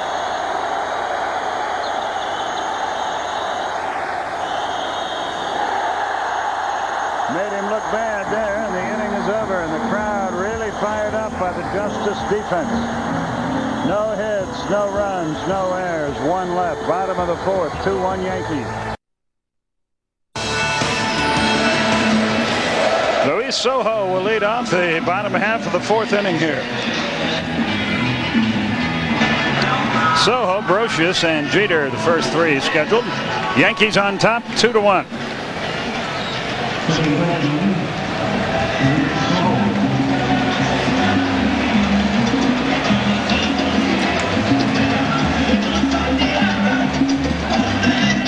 Wherever Luis Sojo is introduced, as his baseball career continues, and even after that, he's going to see time after time that play from the other night.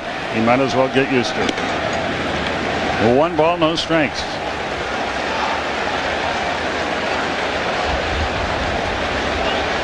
It turned out to be funny. It could have been an absolute disaster.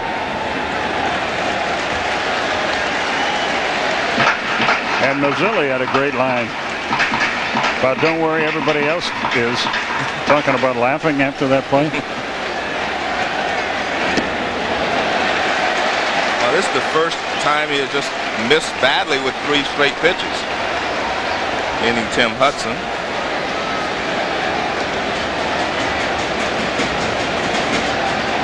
The 3-0. Nowhere near.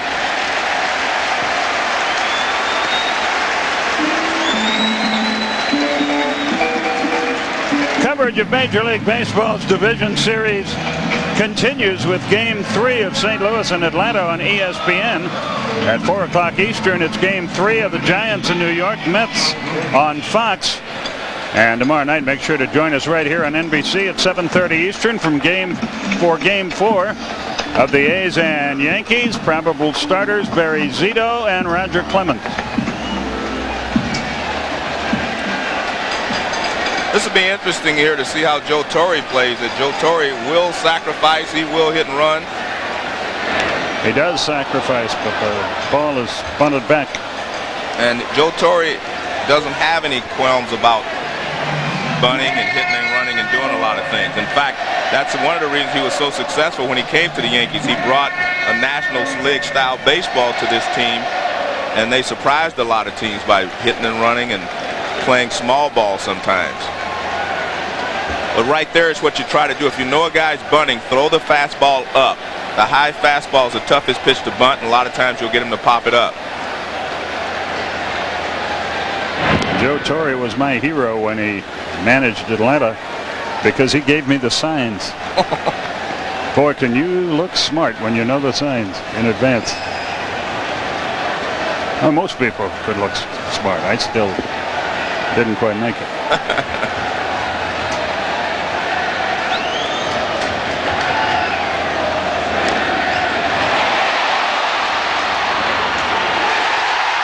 Everybody's safe. Runners are going to be at first and third. Well, maybe there is something to the mystique of Yankee Stadium and the nervousness of the other team, because a great play by Hernandez and the ball got away from Tejada.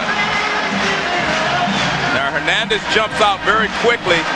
Nice play. I mean, he's on top of this right away. He fires to second base, and Tejada tries to stretch out, and the ball goes right off his glove into short center field. It was going to be a close play at second. Good jump by Sojo, but there you see the throw did beat him, but it gets away from Tejada, and they have runners at first and third. And you see Art House standing there say, play for 2. don't know exactly how they're going to score that, but he definitely would have been out at second base. Well, there shouldn't be an error on the catcher. Should be on the, if it's on anybody, it's on the shortstop. Yeah, it's not. The catcher made a good throw.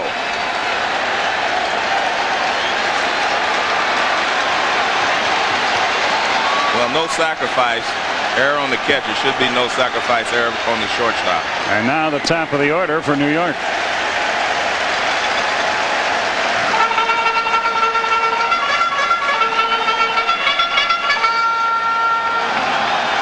Well, Tim Hudson's had to pitch out of some tough jams so far in this ball game. He's been able to keep his team in the ball game. He's got a tough chore in front of him right here.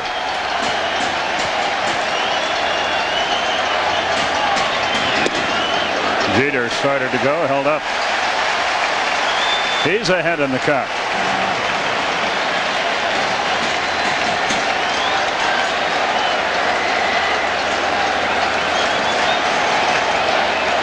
First and third, and nobody out.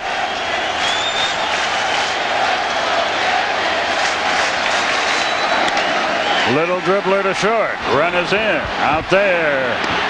Safe there. Jeter got a terrible jump out of the batter's box. Good throw gets it. Well, they had a chance to turn that, even though the reason he got a bad jump is because he got jammed and he couldn't get out of the box.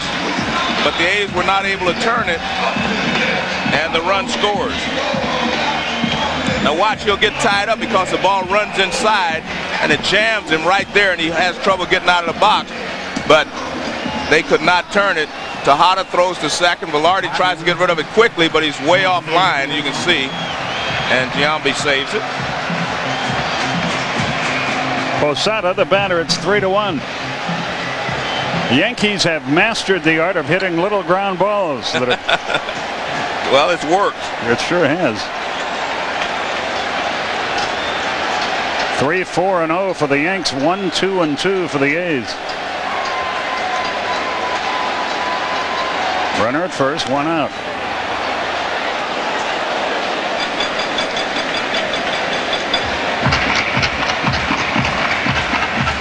Well, the one thing that the Yankees do, I mean, they keep pressure on you. They make you make plays, and that's why they're successful. They have forced the A's to make a lot of plays, and the A's have not been able to make those plays, and that's why they're ahead.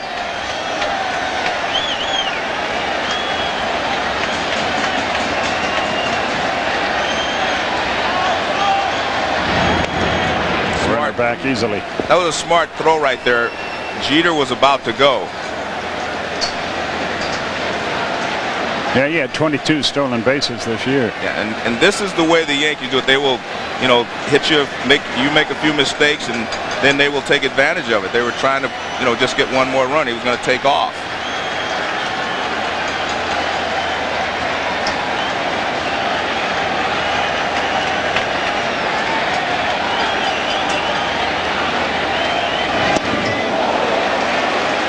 A ball and a strike. To put it in the vernacular of the prize fight, the Yankees are winning this one on points. A little jab here and a little jab there. Ground ball rolls to the right, ground ball rolls to the left, and it all works out. And part of that is because of the pitches that Hudson is throwing, but they're putting the ball in play. Well, they want him to throw to first base again.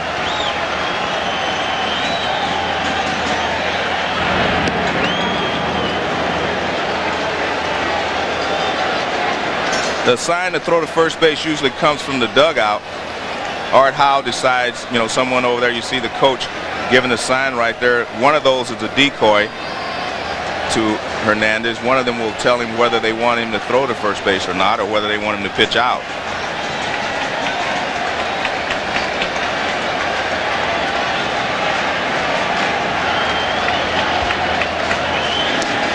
That's a beautiful changeup right there. He just jumps at you, gives you great arm speed, and just takes everything off of that pitch. He's had every reason in the world. Well, we'll look at this again. The key to a changeup is arm speed. See, that looks like the same fastball he threw him the pitch before. But the key is the arm speed. If you can have the same arm speed on your changeup that you have in your fastball, it's almost impossible for the hitter to detect what it is. Hudson has had every reason in the world to cave in here because he's had a lot of bad luck, but it hasn't happened at all. He's throwing as hard and competing as hard as he was when the game began. 2-2. And you're right. I mean, but remember Art House said this guy's a bulldog. He will compete till the end. Doesn't matter if things go against him. It doesn't matter if he doesn't get the pitch calls that he thinks should be strikes. He said he's a competitor, and he's showing us that. And the one thing about the A's, they have been able to come back all year long. They have been behind in a lot of ball games. So it's up to him to just keep them in the ball game as he's done so far. Runner goes, pitches high. Got it. Tejada with a tag. No argument from Jeter on the bang play. But he wanted to argue. But that's not Derek Jeter's personality. Watch, this is a much closer play than it looks. Now watch his hand and see if his hand gets in there before he's tagged. Look at that right there. I'm not so sure he's out on this play. Just watch his left hand. See if it gets on the bag before he's tagged. Oh, this is a close look. Look at his hand. Is he safe? Yes. Yeah, he's safe. I knew that. I could see that from here, but that's not Jeter's personality.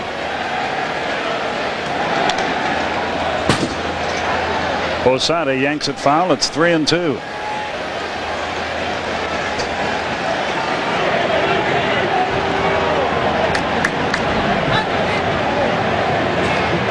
And you see him saying, "No, I was safe," and he knows it. But I mean, it was a close play, and I mean, you can't just sit there and argue about it. You're not going to change it anyway. Umpire doesn't have all those replay machines to. Lazy fly ball into right center. And the inning is over. The Yankees pick up a tainted run. At the end of 4, it's 3-1 New York.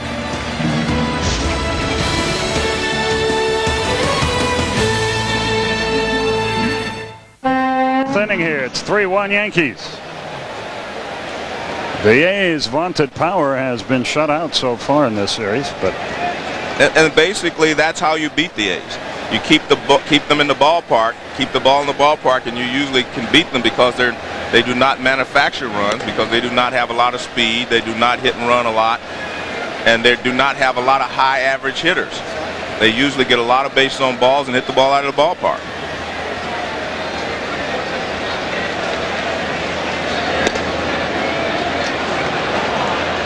But the one thing they have to do is they have to start making some impression here on El Duque. Take a few more pitches, walk, or do something. They're going to have to get runners on and put the ball in play. They have to force the Yankees to make some plays. The Yankees have forced them to make plays, and they haven't been able to do it.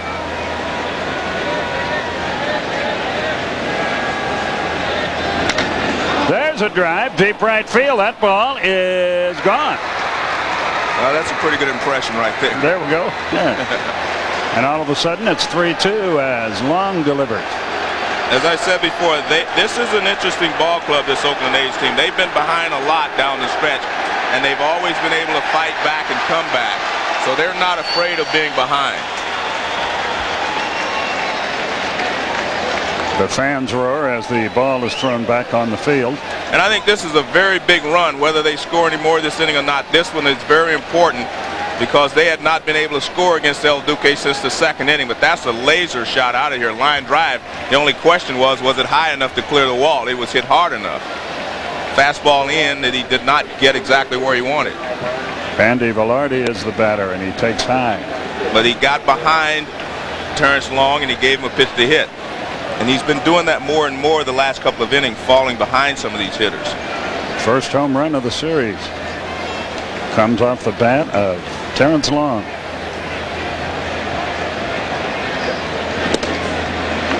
Velarde's trying to make it back-to-back, but he missed. And it's a 1-1. One good thing about El Duque, he still has a good fastball. He still has good movement on the fastball.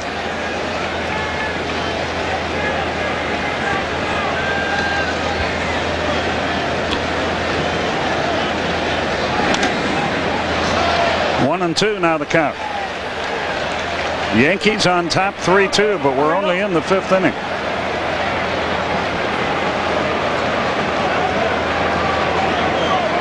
You see Terrence Long tell him exactly how he did it.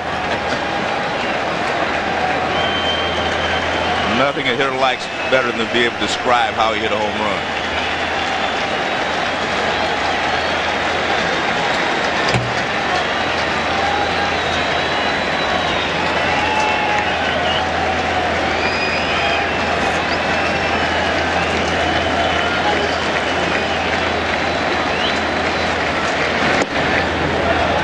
I think the best of that in the National League, talking about how he hit a home run, Ryan Klesko of the Padres. Oh, he can describe it, huh? Hitting coaches have been known to dash down the tunnel before he gets back to the dugout.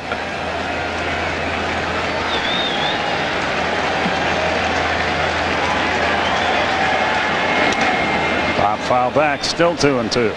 And again, there's a lot of movement on El Duque's fastball right there when he gets it up in the zone. That ball started out over the plate and really ran in on Velarde.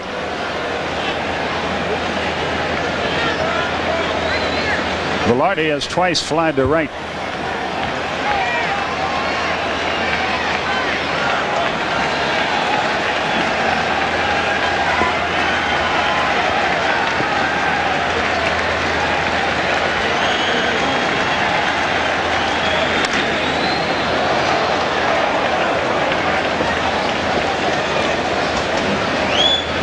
There's Thad Bosley talking. He's the hitting instructor. He's talking to Terrence Long.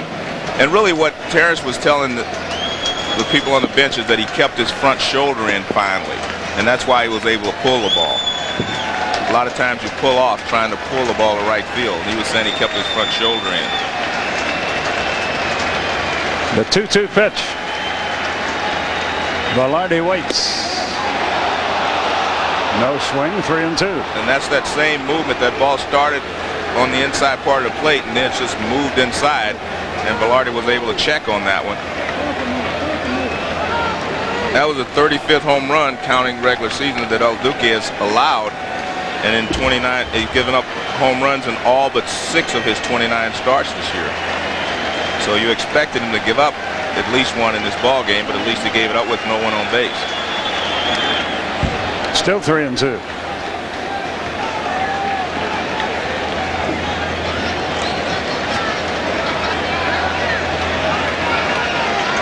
There you see during the regular season he was tied with 3rd most home runs given up in the American League. He gives up a lot of fly balls, and that's why every once in a while they're going to go out of the ballpark. He's not a sinker ball pitcher, so he doesn't get a lot of ground balls. And another 3-2 pitch will be forthcoming.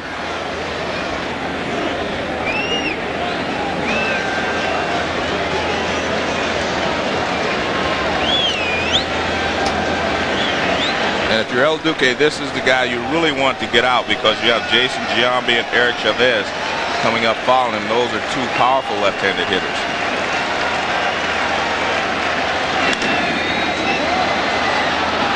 He's throwing Velarde an awful lot of pitches.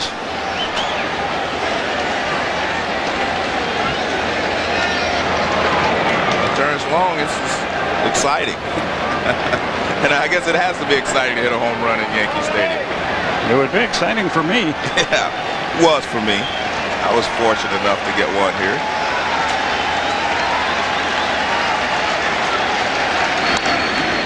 Fly ball into right field again.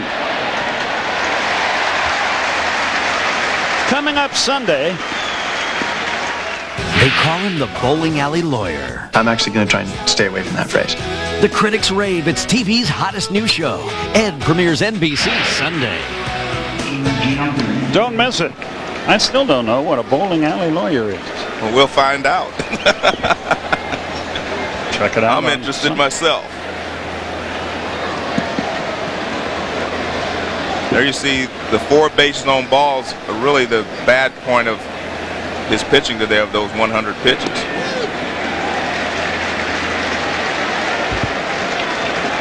Giambi takes a strike. He's grounded to second and he has walked.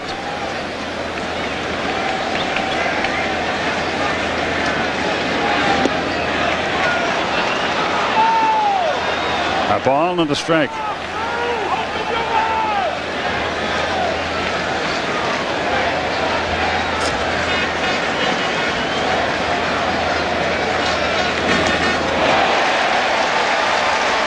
Whose bullpen do you like better, Joe? Not the closer, but the middle inning guys.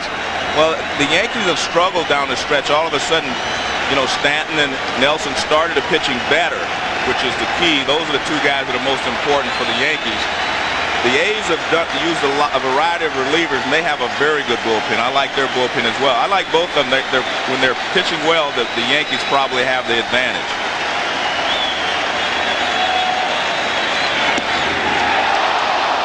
With all the pitches being thrown in this game, you would think that the middle relievers will get a shot for both sides here. This is what you call having a good eye at the plate. This is why guys hit 337 to 340. He's able to lay off pitches just off the outside corner. Because if you swing it, and the good hitters are able to lay off of those pitches. And he awaits a payoff pitch. And he's gone to 3-2, as you mentioned, to both of these to two hitters after the home run. And with a guy like Giambi, you have to continue to make good pitches. You see, that's an awful lot of pitches in the fifth inning for Hernandez.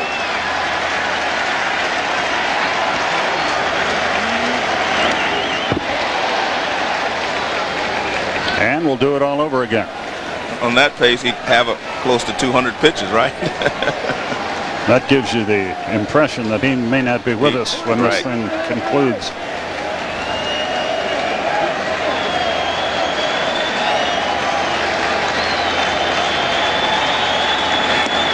He missed for the change.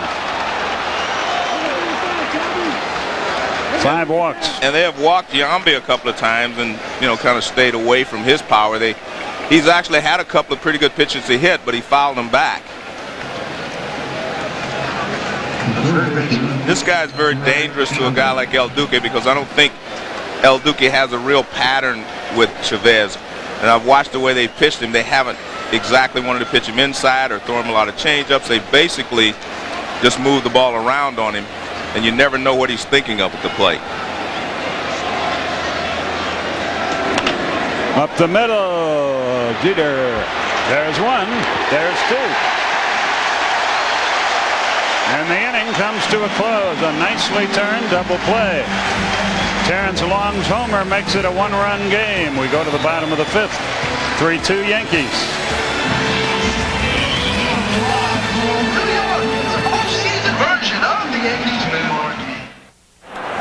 Williams Martinez do against Tim Hudson. David Justice has flied to right and singled up the middle. And made the biggest defensive play of the ball game. David's a perfect example, Joe, how this game has changed, I think. 20 years ago, a guy with his talent would have stayed with the team he started with, but it's not that way anymore. Players jump around. And for a lot of different reasons. Money being the major. Yes. 1 ball, no strikes.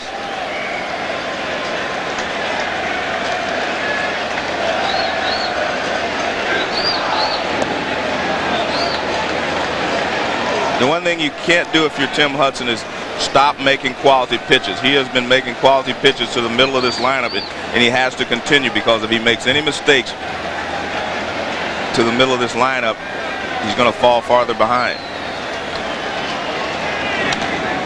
He's pitched as advertised very, very well. Yeah, he's a good pitcher. I think he's only going to get better. This is only his 2nd year in the major leagues, and he has a phenomenal record percentage-wise, over 750. He's won almost 3 out of every 4 ball games that he has, had a decision in. That's a fantastic record. And he's about to make his 75th pitch of this game. And it seems like he has made a lot more, but he's been pitching out of a lot of jams so far. Ground ball sharply hit. 1 away. Nice play by Velarde. That was not an easy play.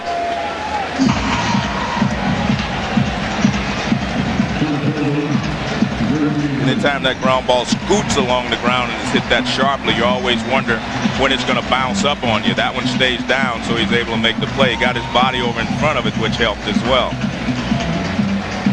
He almost slipped and fell on that ball. You teach these guys how to play second base? Bernie Williams, the batter. I could stay on my feet. I couldn't do a lot of other things, but I could stay on my feet.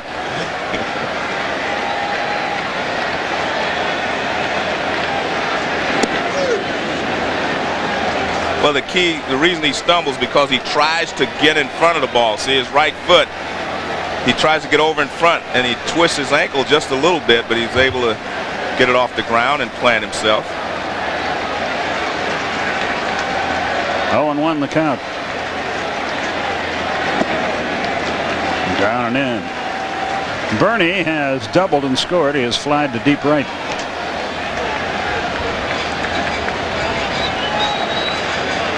When the A's throw Bernie Williams a fastball, they want to throw it inside above the belt, but it's so dangerous to try to pitch him in there because if you miss by 6 inches and get it out over the plate, he's going to hit it out of the ballpark. Fastball in again. 2 balls, 1 strike.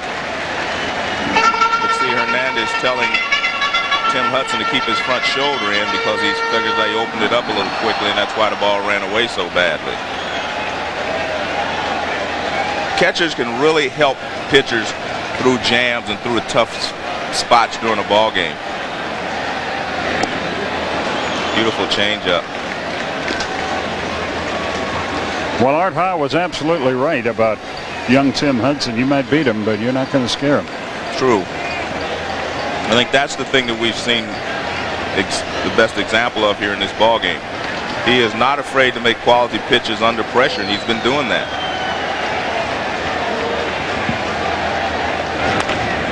Right back where it came from, off the pitcher. That'll be a 1-6-3. Well, he tried to barehand it, something that you definitely do not like your pitchers to do.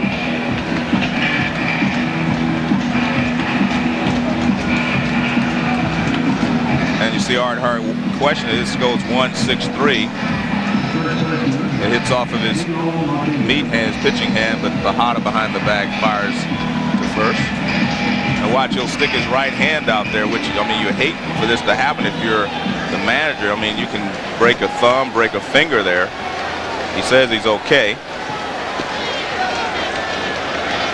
Didn't even need a visit. Tino Martinez. 1 ball, no strikes. Seattle eliminated the White Sox earlier, 2-1. Which means that if the Yankees win this series, they will start in Seattle. And if the A's win the series, they'll start in Oakland. Oh, I'm sorry, that Seattle will come here. They'll come to the Yankees if the Yankees win, and they'll go to Oakland if Oakland wins. That was a great game. James Baldwin pitched great after being on the injured list so long. He was one of the guys that really made the White Sox season early on. He pitched extremely well.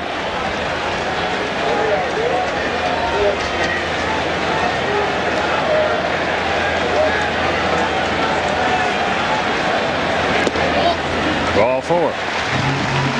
A 2-out walk for Martinez.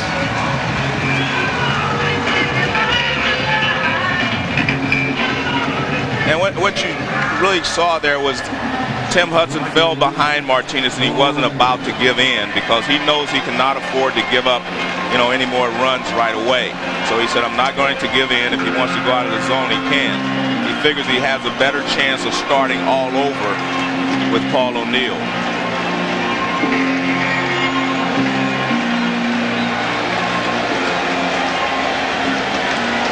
You don't want to let him pull the ball. And with 2 out, that's probably what he's thinking about trying to do. Yes, he is, and he misses. 0-1. 3-2 Yankees. New York has 4 hits. Oakland has 3. There have been 2 errors, both by the A's.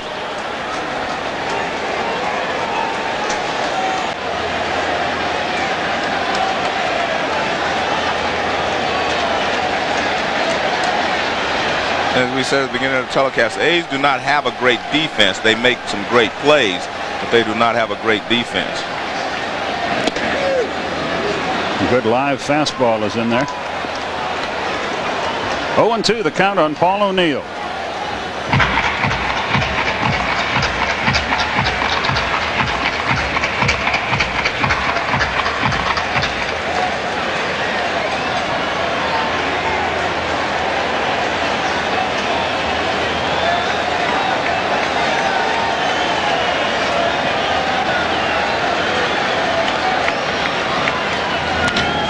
Into right center field, long on the run. He's going to get there, and he does, and the inning is over.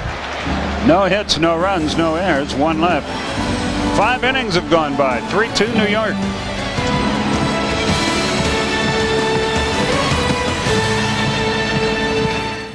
El Tejada will lead off the 6th inning for the Oakland A's, who trail here by 1. Joe Morgan, Skip Carey with you. Jim Gray is down on the field, hard at work.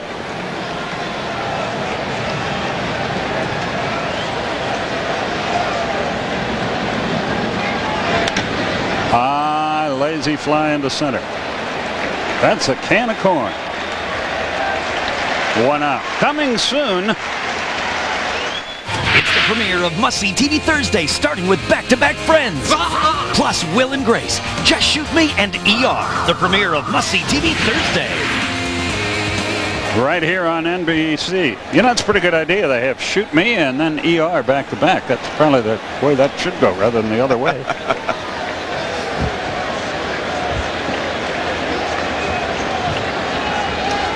Matt Stairs is the batter. El Duque has made 109 pitches, so the fact that Tejada hit the first pitch helps him here in this inning. He needs a few of those.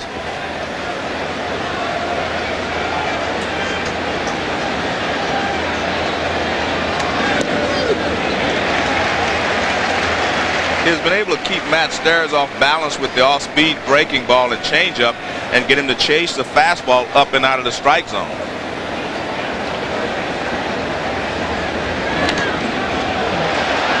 Pop foul. Tejada is on the run.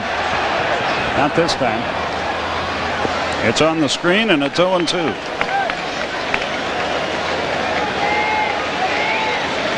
Now again, El Duque's making some good pitches. He threw him an off-speed pitch for a strike and then a fastball in that he couldn't get to. So he still has confidence in his fastball. There he's thrown 111 pitches, but he still has confidence in his fastball, which tells you that he'll continue to use it.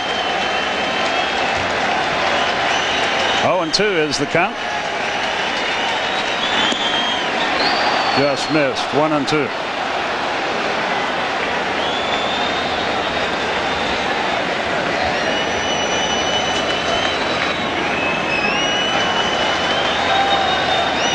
He wants him to bounce the changeup, and he does. That's a great pitch. And you see, that's where you see a catcher and a pitcher working together perfectly. Now watch, see, he's got his glove on the ground. That means bounce it. Make sure you get it down. What does he do? Gets it right down there. That's when you're working and you have everything on the same wavelength. You're on the same pattern. And Ben Grieve is the batter.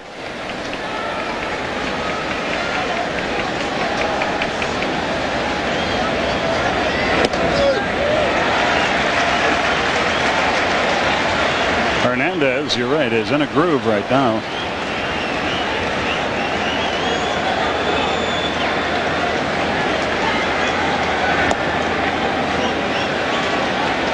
One and one the count.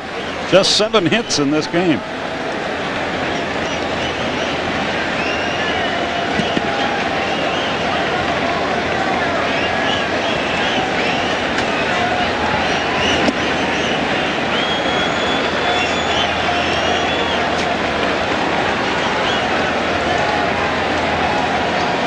We're in the 6th inning, but the A's have to start thinking about how many outs they have left, and the fact that at least 3 of those outs would probably be against Mariano Rivera.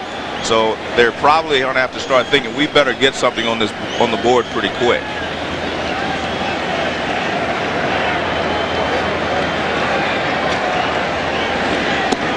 Let up is outside. 3-1 now. 2 out in the inning. I tell you what, I think Mike Riley has done a great job behind the plate today. I think both of these pitchers and most of the hitters have been very happy with the consistency that he has displayed back there today. High fly ball into left field. That'll be easy. David Justice puts it away, and the inning comes to a close. We go to the bottom of the 6th. Yankees 3, A's 2.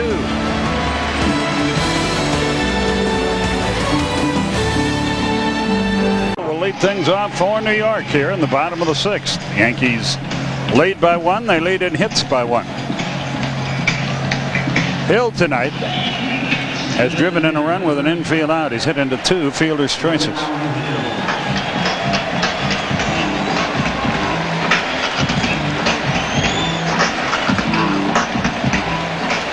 Constant noise here at Yankee Stadium. I think that's by design. Oh, sure. It's that way everywhere now. Every pitch that he makes here is important because he has, you're within 1 swing of the bat of tying the ball game, and if you give up any more, you're going to probably face a loss. So I think he realizes that, and he's going to have to go out there in this inning. He's going to have to be especially tough on Glenn Allen Hill, Luis Sojo, and Scott Brocious. Hill hit that foul ball hard. 1-1 the count.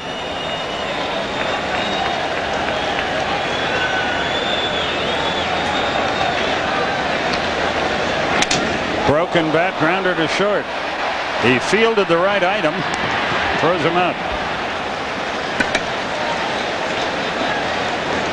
That was not an easy play because once he caught the ball, he had to make sure he didn't step on the bat. Now watch, the barrel of the bat goes out towards shortstop. Now watch, he catches the ball. The bat is still coming towards him. He has to make sure that he stays away from it. He fires a strike to first base. A lot of fans don't know if you field the ball, throw the runner out, and then field the bat, it's an automatic 2 outs. But he was unable to do that. He's not that good yet. He's pretty good though.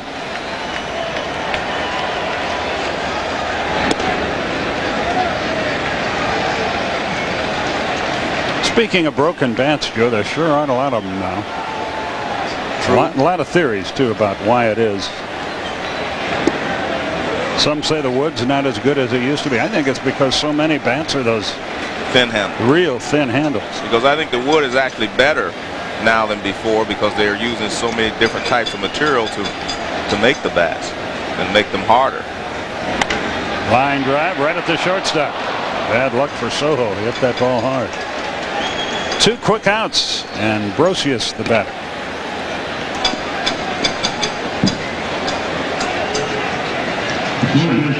If you joined us late, remember Bob Costas will be back for the League Championship Series. Bob taking a couple of days after a great job in Sydney.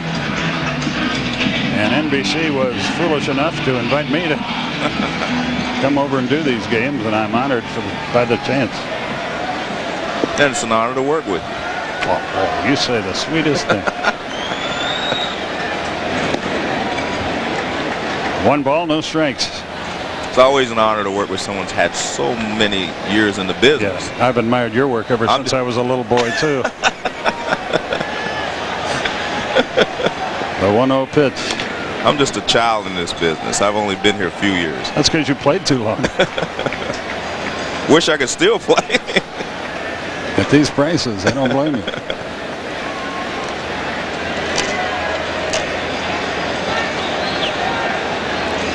One thing you have to do here with Brocious, as I said, it's very important. You can't make any more mistakes for the rest of the ball game. You have to stay away from him. Line to right, but right at him.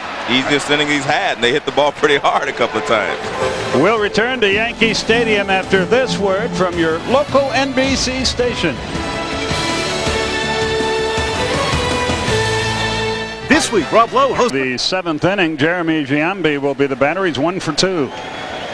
And been robbed of a base hit by a great play by David Justice in left field. We're in the 7th. It's 3-2 New York. And if you're the A's, I think you better do something this inning because you're starting to get just too close to where the pressure starts to build. And the Yankees have been in this position before, and they have a bullpen that can close you out.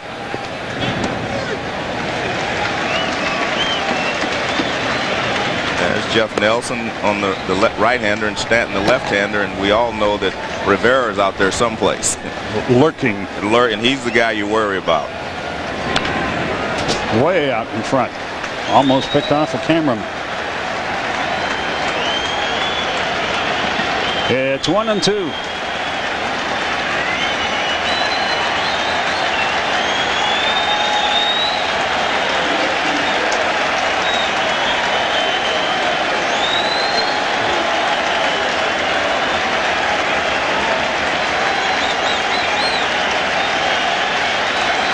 Nobody on, nobody out. There's one out now. Nice pitch there. He threw him a fastball in, and he comes back with a changeup away. Watch, he jumps at him. Watch him jump at the hitter and then take a little bit off. Can't see it as well in slow motion, but you can see the movement, and he gets him way out in front. Good changeup.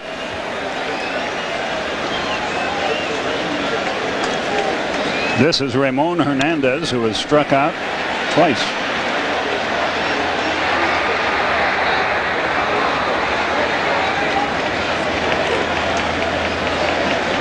Oh, and 1 the count. Look at that, only 4 ground outs, 11 fly balls, and several foul outs, 4 foul outs to the infielders.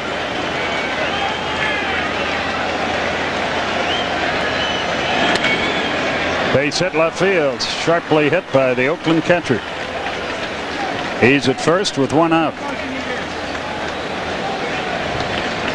Golf returns tomorrow at 12:30 Eastern as NBC presents coverage of the Solheim Cup. 2 years ago, the USA withstood a final day European charge to remain the cup. Now Julie Inkster and Team USA look to defend the cup on foreign soil against Annika Sorenstam and a powerful European team. After the first day of competition, Europe has a 3-point lead over the USA. That's the Solheim Cup tomorrow at 12:30 Eastern on NBC.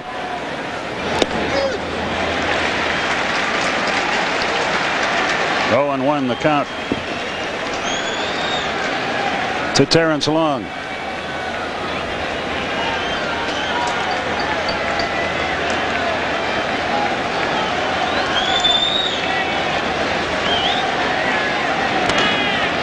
High pop foul left side.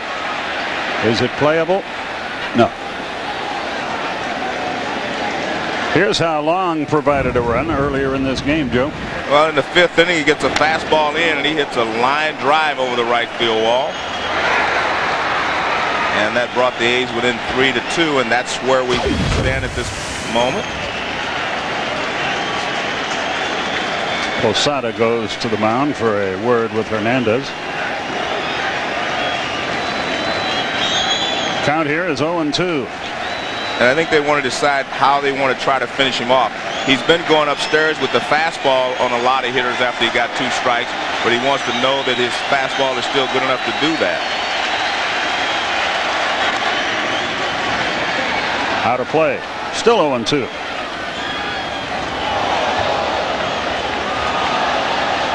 In the middle of this game, El Duque didn't have the changeup. He wasn't able to throw it for a strike, and that's a very effective pitch against left-handed hitters in Yankee Stadium because most of them are trying to pull the ball.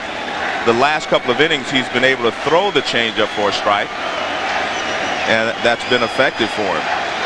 Fastball up again. 127 pitches. That's a bunch. And he didn't get it there. This is where the manager earns his money. I don't care what league you're in. How long to go with a guy who's been pitching well for you?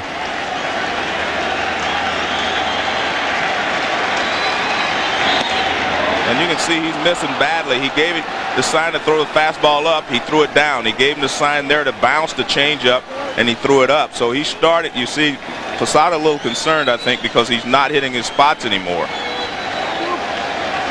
There comes a time when your arm just doesn't respond. I don't know if that time has come yet. He wants him to bounce it again, and he does. Oh, nice play. Instead of a hit, a 4-6-3 double play. And the inning comes to a close. Bottom of the 7th. Still 3-2 Yankees.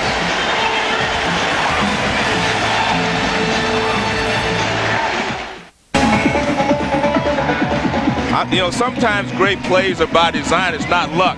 Now, watch, Soho sees that it's a changeup. Now, watch his left foot. He'll sit it open toward. See how he sits it open over here? He knows the ball's going to be hit this way because it's a changeup. See how quickly he's able to get over there and make the play. That was because he knew it was a changeup. He set up with his back foot closer to the line, and he was able to get over there and make the play. And the Yankees have been able to make the plays today behind El Duque, whereas the A's have made mistakes, including Tim Hudson, and that has cost them the lead. That's why they're behind. The Yankees have made all the great plays, but that play there was made because he watched the sign and he set up and was able to get there and make the double play. Yankees would love to get some insurance here. It's a one-run game. A little insurance never hurts. And Jeter leads things off. He's driven in 2 runs in this game with a single and an infield out.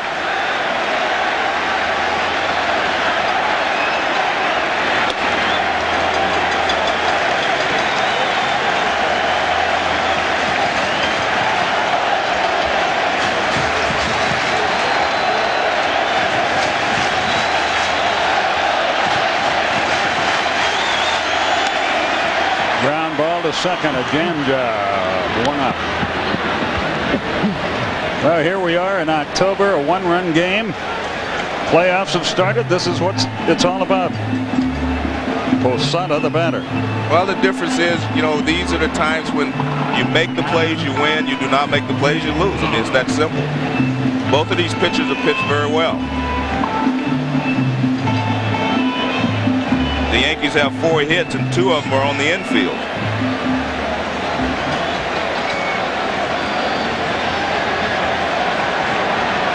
Yankees have Roger Clemens going tomorrow here, and we'll have it for you on NBC. Another ground ball to second. And Velarde now with a chance perhaps to tie a record held by many. You can throw out the side. You ever do that, Joe? I don't think it. I can't remember because it didn't matter. I bet you did. Yeah, probably. David Justice, a tough out as the batter, but he hits with 2 out. Actually, you do not become a good second baseman until you can catch 3 in a row. Yeah, that's right. How big was the glove you used? Very tiny. Yeah, it was. Yeah. But it's bigger than the ball. That's all I wanted to do. That's all you need. Yeah, that's all you need. You have to be careful again with Justice and Bernie Williams. These are the 2 guys you have to make sure that you keep them in the ballpark now. And do not make any mistakes middle in. That's a great thing about playoff baseball, though. You never know who's going to be the hero or the GOAT. This game's gone according to Hoyle. I mean, just about what you'd expect. There's another great pitch by Hudson, fastball running away. He and El Duque have been able to hit the outside corner consistently, and that's why I say I think you have to give your hats off to Mike Riley. He's done a great job behind the plate. I think both of these pitchers will tell you that when this game is over, win or lose. He hasn't been noticed for the most part. Exactly. That tells you he's done a good job. That's a compliment to an umpire. Did he go? He did, and the inning is over. So 1, 2, 3 in the bottom of the 7th. No insurance forthcoming. At the end of 7, Yankees lead it 3-2.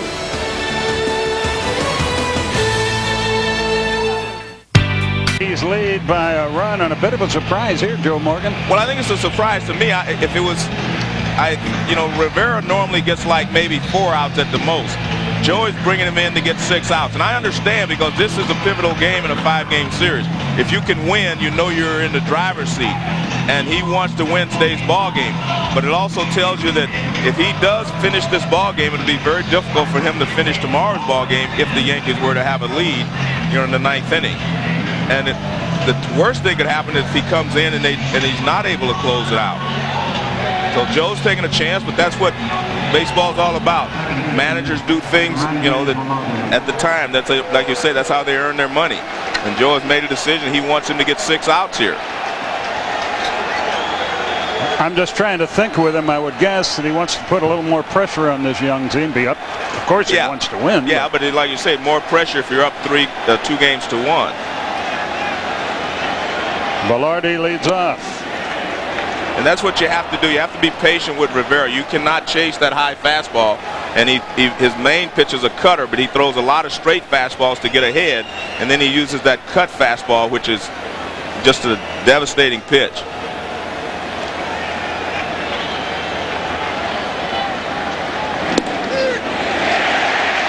One and one. Hernandez, 7 innings, 4 hits, 2 runs, 5 walks, 4 strikeouts. He threw 1 home run ball. He pitched extremely well. Tim Hudson has pitched extremely well also. He threw 130 pitches in the game, did Hernandez.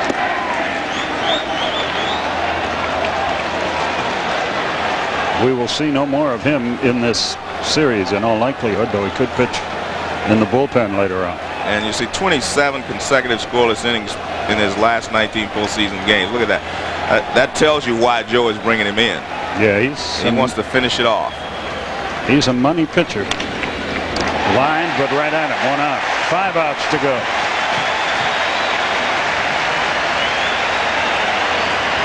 Interesting setup there, because normally this late in the ball game, a lot of teams will guard the line. And look, Brocious is not on the line. Look at all the room over there. Normally you do not let a ball go between you and the line this late in the ball game in a 1-run lead, but they're playing pretty much straight up. And maybe it's because they didn't figure Randy Velarde could pull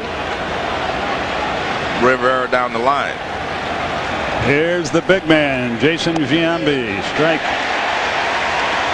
And that pitch right there is very difficult for a left-hander to hit. That's a cut fastball, and it just dives in just enough that if you go out to get it, it jumps in on the handle.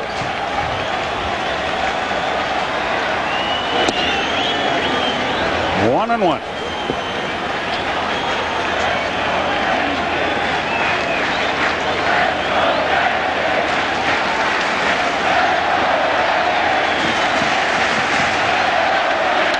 There it is. Past the mound. Jeter knows who's running, takes his time, and throws him out. Great pitch right there. That ball, it just jumps right in on the handle, and there's really nothing that you can do. I mean, you have to be able to get the barrel out front, but it's almost impossible to do because he throws so hard. See the target right there, and watch this ball just kind of jump in on his hands right there. Nothing that Giambi could do.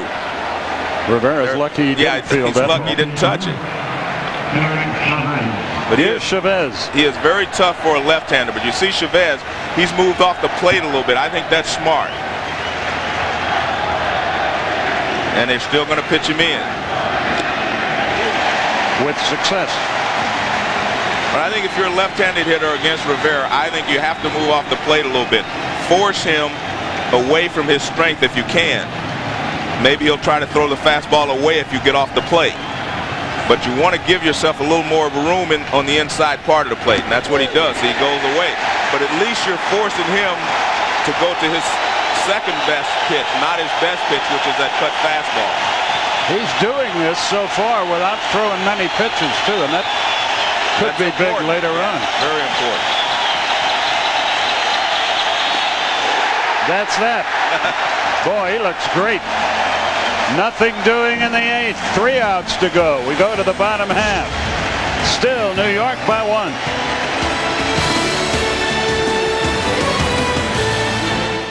This game 3-2, and it's time for the March 1st game summary. And you see Hernandez and Hudson, identical line scores, 4 hits, 2 earned runs. The difference is the Oakland A's have made 2 errors and one of those contributed to an unearned run, and that's why the Yankees lead 3-2. But well-pitched ball game on both sides. El Duque Hernandez will remain unbeaten, will remain unbeaten in the postseason because he can't lose it. He can only win this ball game. And Tim Hudson has pitched a very fine ball game for the Oakland A's. Yes, he has. Neither pitcher has anything to be ashamed about in this game, and neither does Rivera. He got him out on 10 pitches, 7 of them strikes in the 8th. And the Yankees have shown us that they are a little better defensively, as we said at the beginning of the ball game.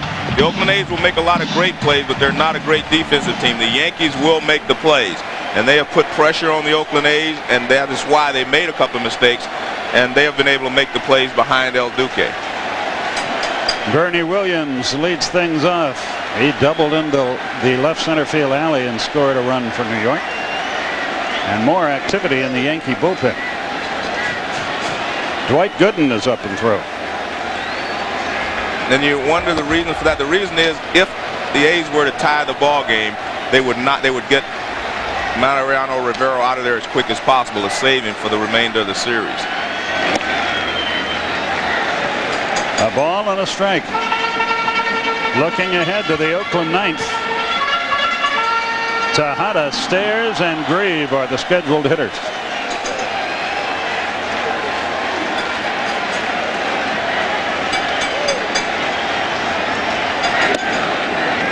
Little bit inside. 2 balls, 1 strike.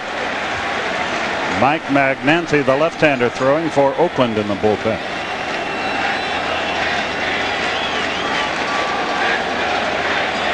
As pictured here. Well, Art Howe knows he cannot afford to give up another run, so if he gets into any trouble, he's going to go to the bullpen. He won't have to. He will not let him try to pitch out of another jam.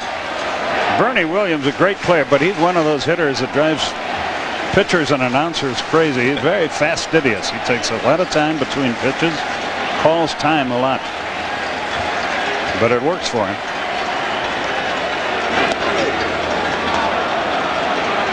However, I would report that if he did that when Bob Gibson was still pitching, he would be limping at this point in time.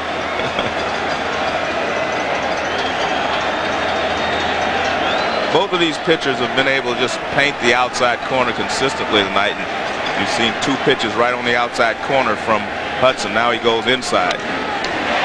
Line drive right at him. But he didn't get it in anyway, but he gets the out. Nice play here by Chavez, but it's lined right at him. He looks up and said, "Look what I got." Tino Martinez, the batter. He's struck out. He's reached on an error. He's walked.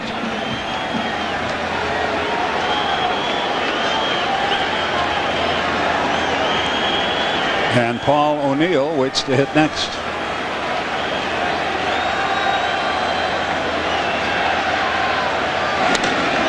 Line drive, right field, base hit.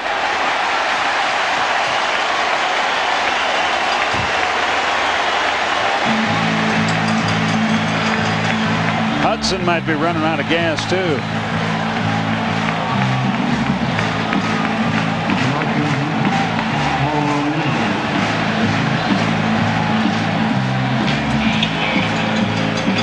.108 pitches for Hudson. Art Howe, he's deciding what he wants to do here, and you have Paul O'Neill, and then you have 2 right-handers, Glenn Allen Hill and Luis Sojo after O'Neill. Art Howe and Joe Torre very similar in their makeup, both very unflappable men.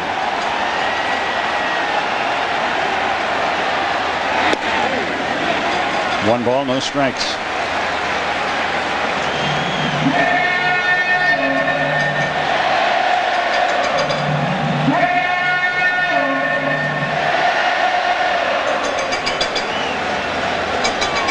Runner at first, 1 out.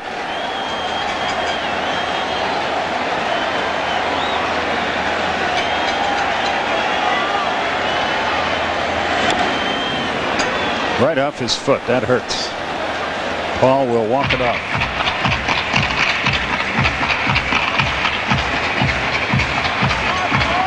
Entering tonight, Livan Hernandez, his half-brother, 5-0 career in postseason, and Orlando 5-0 career in postseason as he tries to take the lead. Not bad for a brother combination.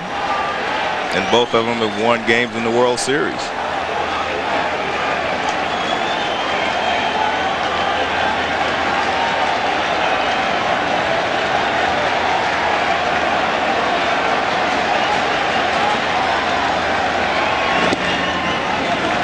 Now, Tim Hudson has pitched great in this ball game, but unless the A's can score a run, moral victories do not mean anything in the postseason. And he knows that too. And he's stayed out there. He's pitched tough, but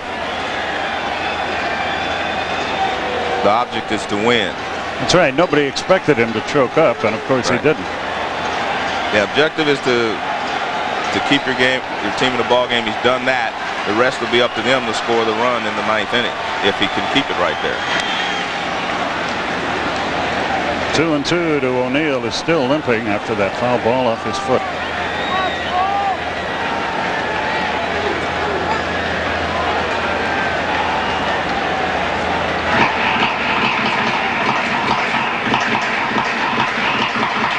There's Gil Heredia. He won the first game of this series, the guy in the middle.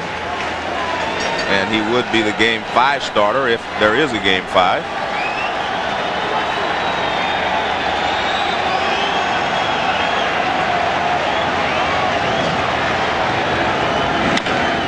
Little tapper to third.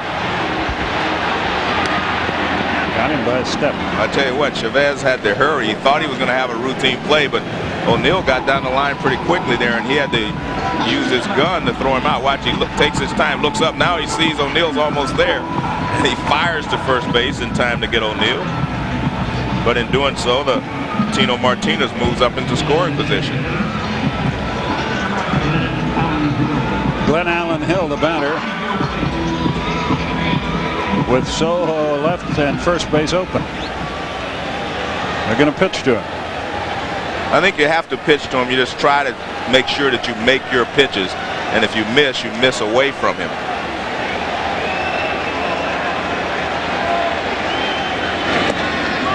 That's just what happened. 1 ball, no strikes. The one thing you have to be impressed with is the composure of Hudson and how smart he is as a pitcher. I mean, to be able to pitch in Yankee Stadium with all these left-handed hitters and to keep them under control, you know, he's done a great job, as has El Duque. But El Duque, we know that because he's done it before.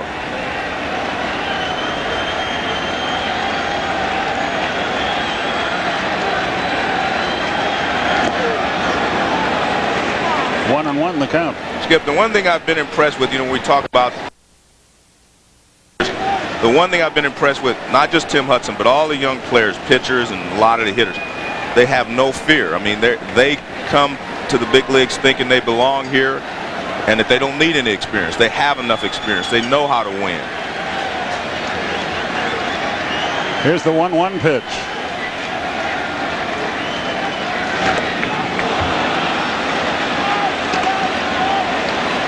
You might get Glenn Allen Hill out, but he is some kind of strong. Well, he's always a threat. You know, if you make a mistake, that's right, he can lose it. And that threat is always there. Even 0-2 or 1-2, he's still a threat at the plate.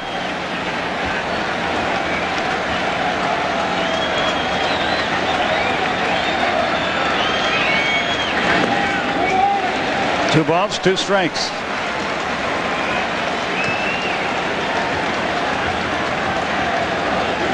And you can see a good job by the catcher, Hernandez. You can see him hitting his glove on the inside part of the plate, trying to make Glenn Allen Hill think they're going to come inside so that he will not just look outside. He doesn't want him to know where he's setting up. Right there, see, he lets him know, trying to make him think that he's inside. Luis Soho would be next. There are 2 out in the inning, and we've got a payoff pitch to Hill. And they can afford to lose him here. They don't have to give in and throw one right down the middle.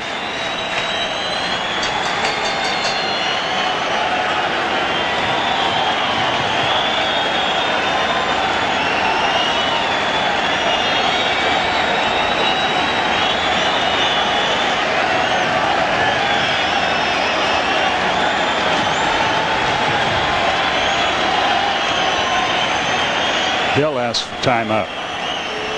And if you're Tim Hudson and Hernandez, you have to already say this pitch has to be away. If he gets it over the outside corner, great. If he doesn't, well, just ball 4.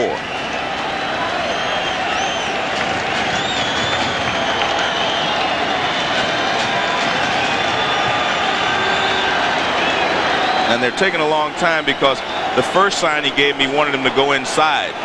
And Hudson said no, which I think is the right thing to do. I don't think you should pitch him inside, but Hernandez thought he could cross him up probably.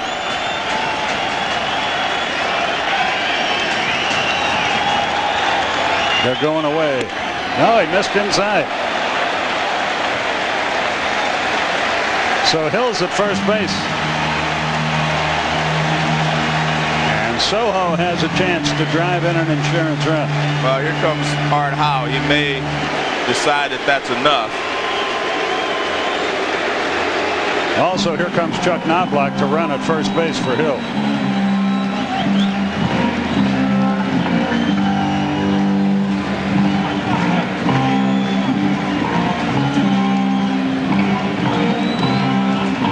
And he has thrown 119 pitches, and most of those pitches have been under stress. You know, tough pitches. There's 119, and then there's 119 really tough pitches. And he's had to pitch out of a lot of jams in this ball game.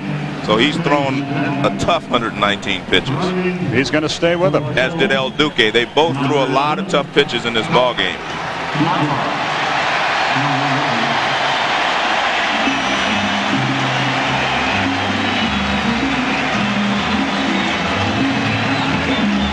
Soho has flied to center, has walked and lined to shortstop. There are 2 out here.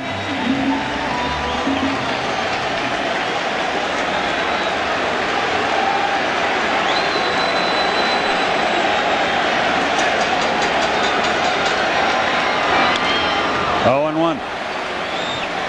Well, he made a mistake there. He got away with it. That pitch was up a little bit. You see Soho, he's upset with himself because he didn't do more with it.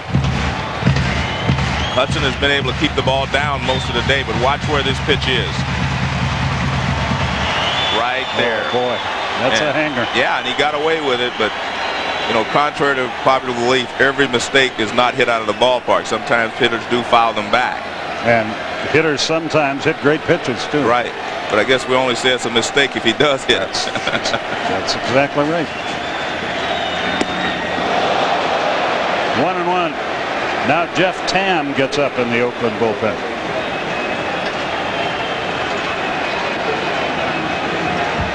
Soho's the man I think he's got to get to stay in the game. Well, no doubt about that. I don't think you can go past Soho either way. I mean, Soho has to be his last hitter, whether it's a base hit or whether he retires him.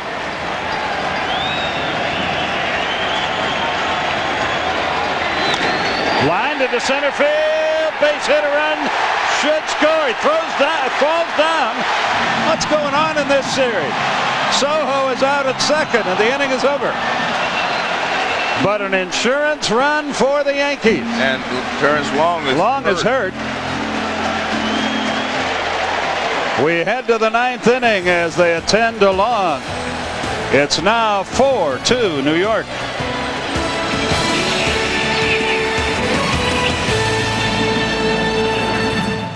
No. We can report he was unable to put any weight at all on his left leg as he was assisted off the field. And I'll say one thing. They talk about the Yankee fans and how hard they are on the opposing team. They really, you know, gave him a big hand when he was leaving the field, and they showed their class there. They know their baseball. That's right. Tejada leads it off. It's already a tough task trying to get 1 off Rivera, but trying to get 2, almost an impossible task.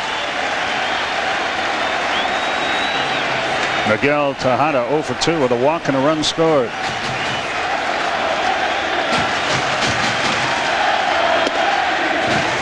One and 1 the count.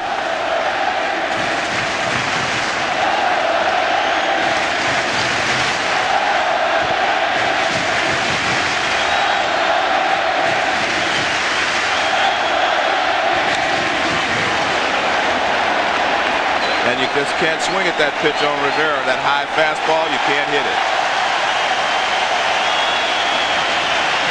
He is amazing. I mean, he tells you what he's going to do, and you can't do anything about it. Watch this high fastball. You cannot hit it. He throws it up there about 95 miles an hour or so, and you can't get up to it. He has a lot of movement on it. Then he throws the cut fastball. You know exactly what you're going to get. Everything's going to be hard, but you can't seem to catch up with it. Guys have been unable to lay off that high fastball for years. And there's Jeter will have that. Again, right 2 out. in the hands.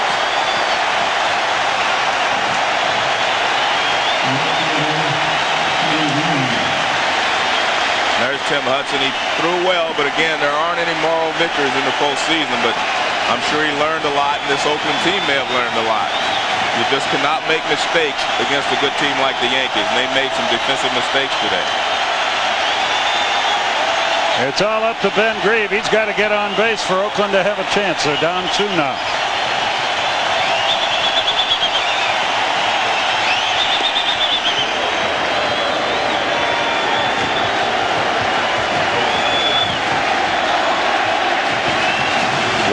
No strikes. This crowd is going 8. 2 balls, no strike. A walk brings a potential tying run to the plate, of course. Well, I think you have to take a pitch here if you're Ben Grieve. Now, I don't think you can hit a 2-run homer. No, I don't think so. But with 2 outs and no one on base. This game has changed in the last 20 years. You have to take that pitch. It may have been a ball anyway. Like I say, you're trying to get the tying run to the plate.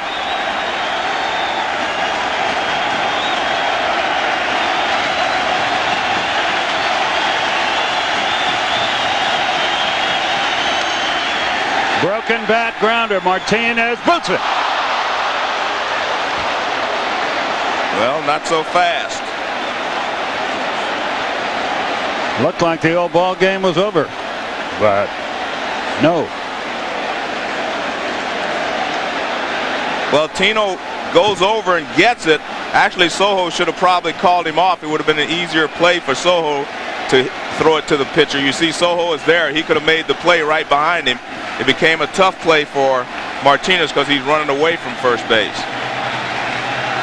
I'll give you a statistic here. Rivera's postseason earned run average in 49 innings pitched, 0.36. 2 earned runs in those 49 innings. Jeremy Giambi, 1 ball, no strikes. Anything after this would be unearned anyway. If you're Giambi, your only hope is if he makes a mistake and leaves that cut fastball out over the plate.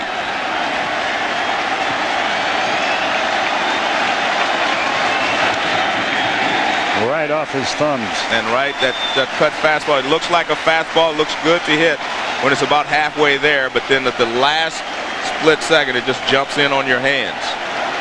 That is a true cut fastball. It's what they used to call a slider, but they call it a cut fastball now because it pretty much stays on the same plane and moves in on your hands. And he has perfected it probably better than anyone I've ever seen. The 1-1. 1-2. That's probably the best pitch he's going to have to hit. And it was up a little bit, but at least it stayed out over the plate a little bit. Crowd of 56,606. And they are into it now.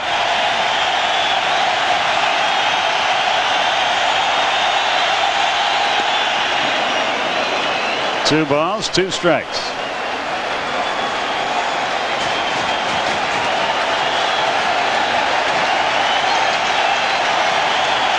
Jim Gray tells us that Long is going for x-rays even as we speak.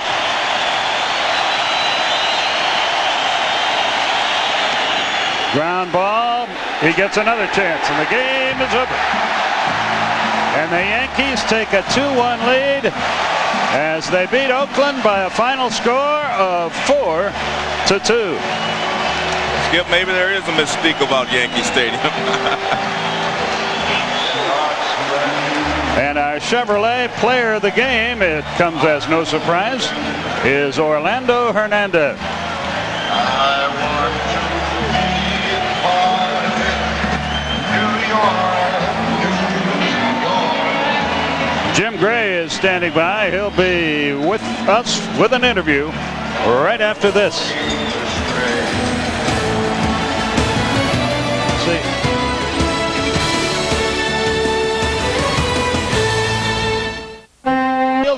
With an old friend, David Justice. Jim. All right, thank you very much, Skip. As you commented during the game, Skip and Joe, you guys kind of mastered the art tonight of hitting the little ground ball at the right time. Was that the case? Well, you're right. I mean, we got the big hit when we needed it, and I think we also took advantage of a couple of misplays they had. And El Duque, he pitched a great game for us. How about that catch that you made out there? That saved quite a few runs, too. Yeah, this might be the biggest left field, in baseball. And you're running all the way out to the monuments, weren't you? Yeah, I feel like I was running forever. And I looked at Bernie, and Bernie was looking at me like I can't get there. So I said, well, I got to keep going. And if I hit the wall, I just hit it, but I got to catch this ball. How much confidence did you guys gain by not only winning that game, but knowing that you guys are 9-0 in the last 9 games here at Yankee Stadium in the postseason? Well, the worst you want to do on the road is get a split. So when we got the split, we knew we were coming home to our crowd. And our crowd can be very overwhelming, to the opposing team. So we felt good coming home. Did the A's, you think, at all get caught up in the Yankee Stadium mystique? They made a couple of errors. No, I really don't think so. They're a young ball club, and they play with a lot of heart, man, a lot of desire. And I don't think they're afraid. I don't think that at all. I just think that they just made a couple misplays. We took advantage of it, and both pitchers pitched great games. But we were just able to get the bigger hits, so to speak. All right, David, congratulations. We'll see you tomorrow night. All right, thank you very much. Thank you. All right, upstairs to you, Skip. Okay, Jim, thank you very much. Well, Joe, what do you think about Game 4? Well, I'll talk to you about that in a minute. First, let's take a break, and we'll be back here at Yankee Stadium.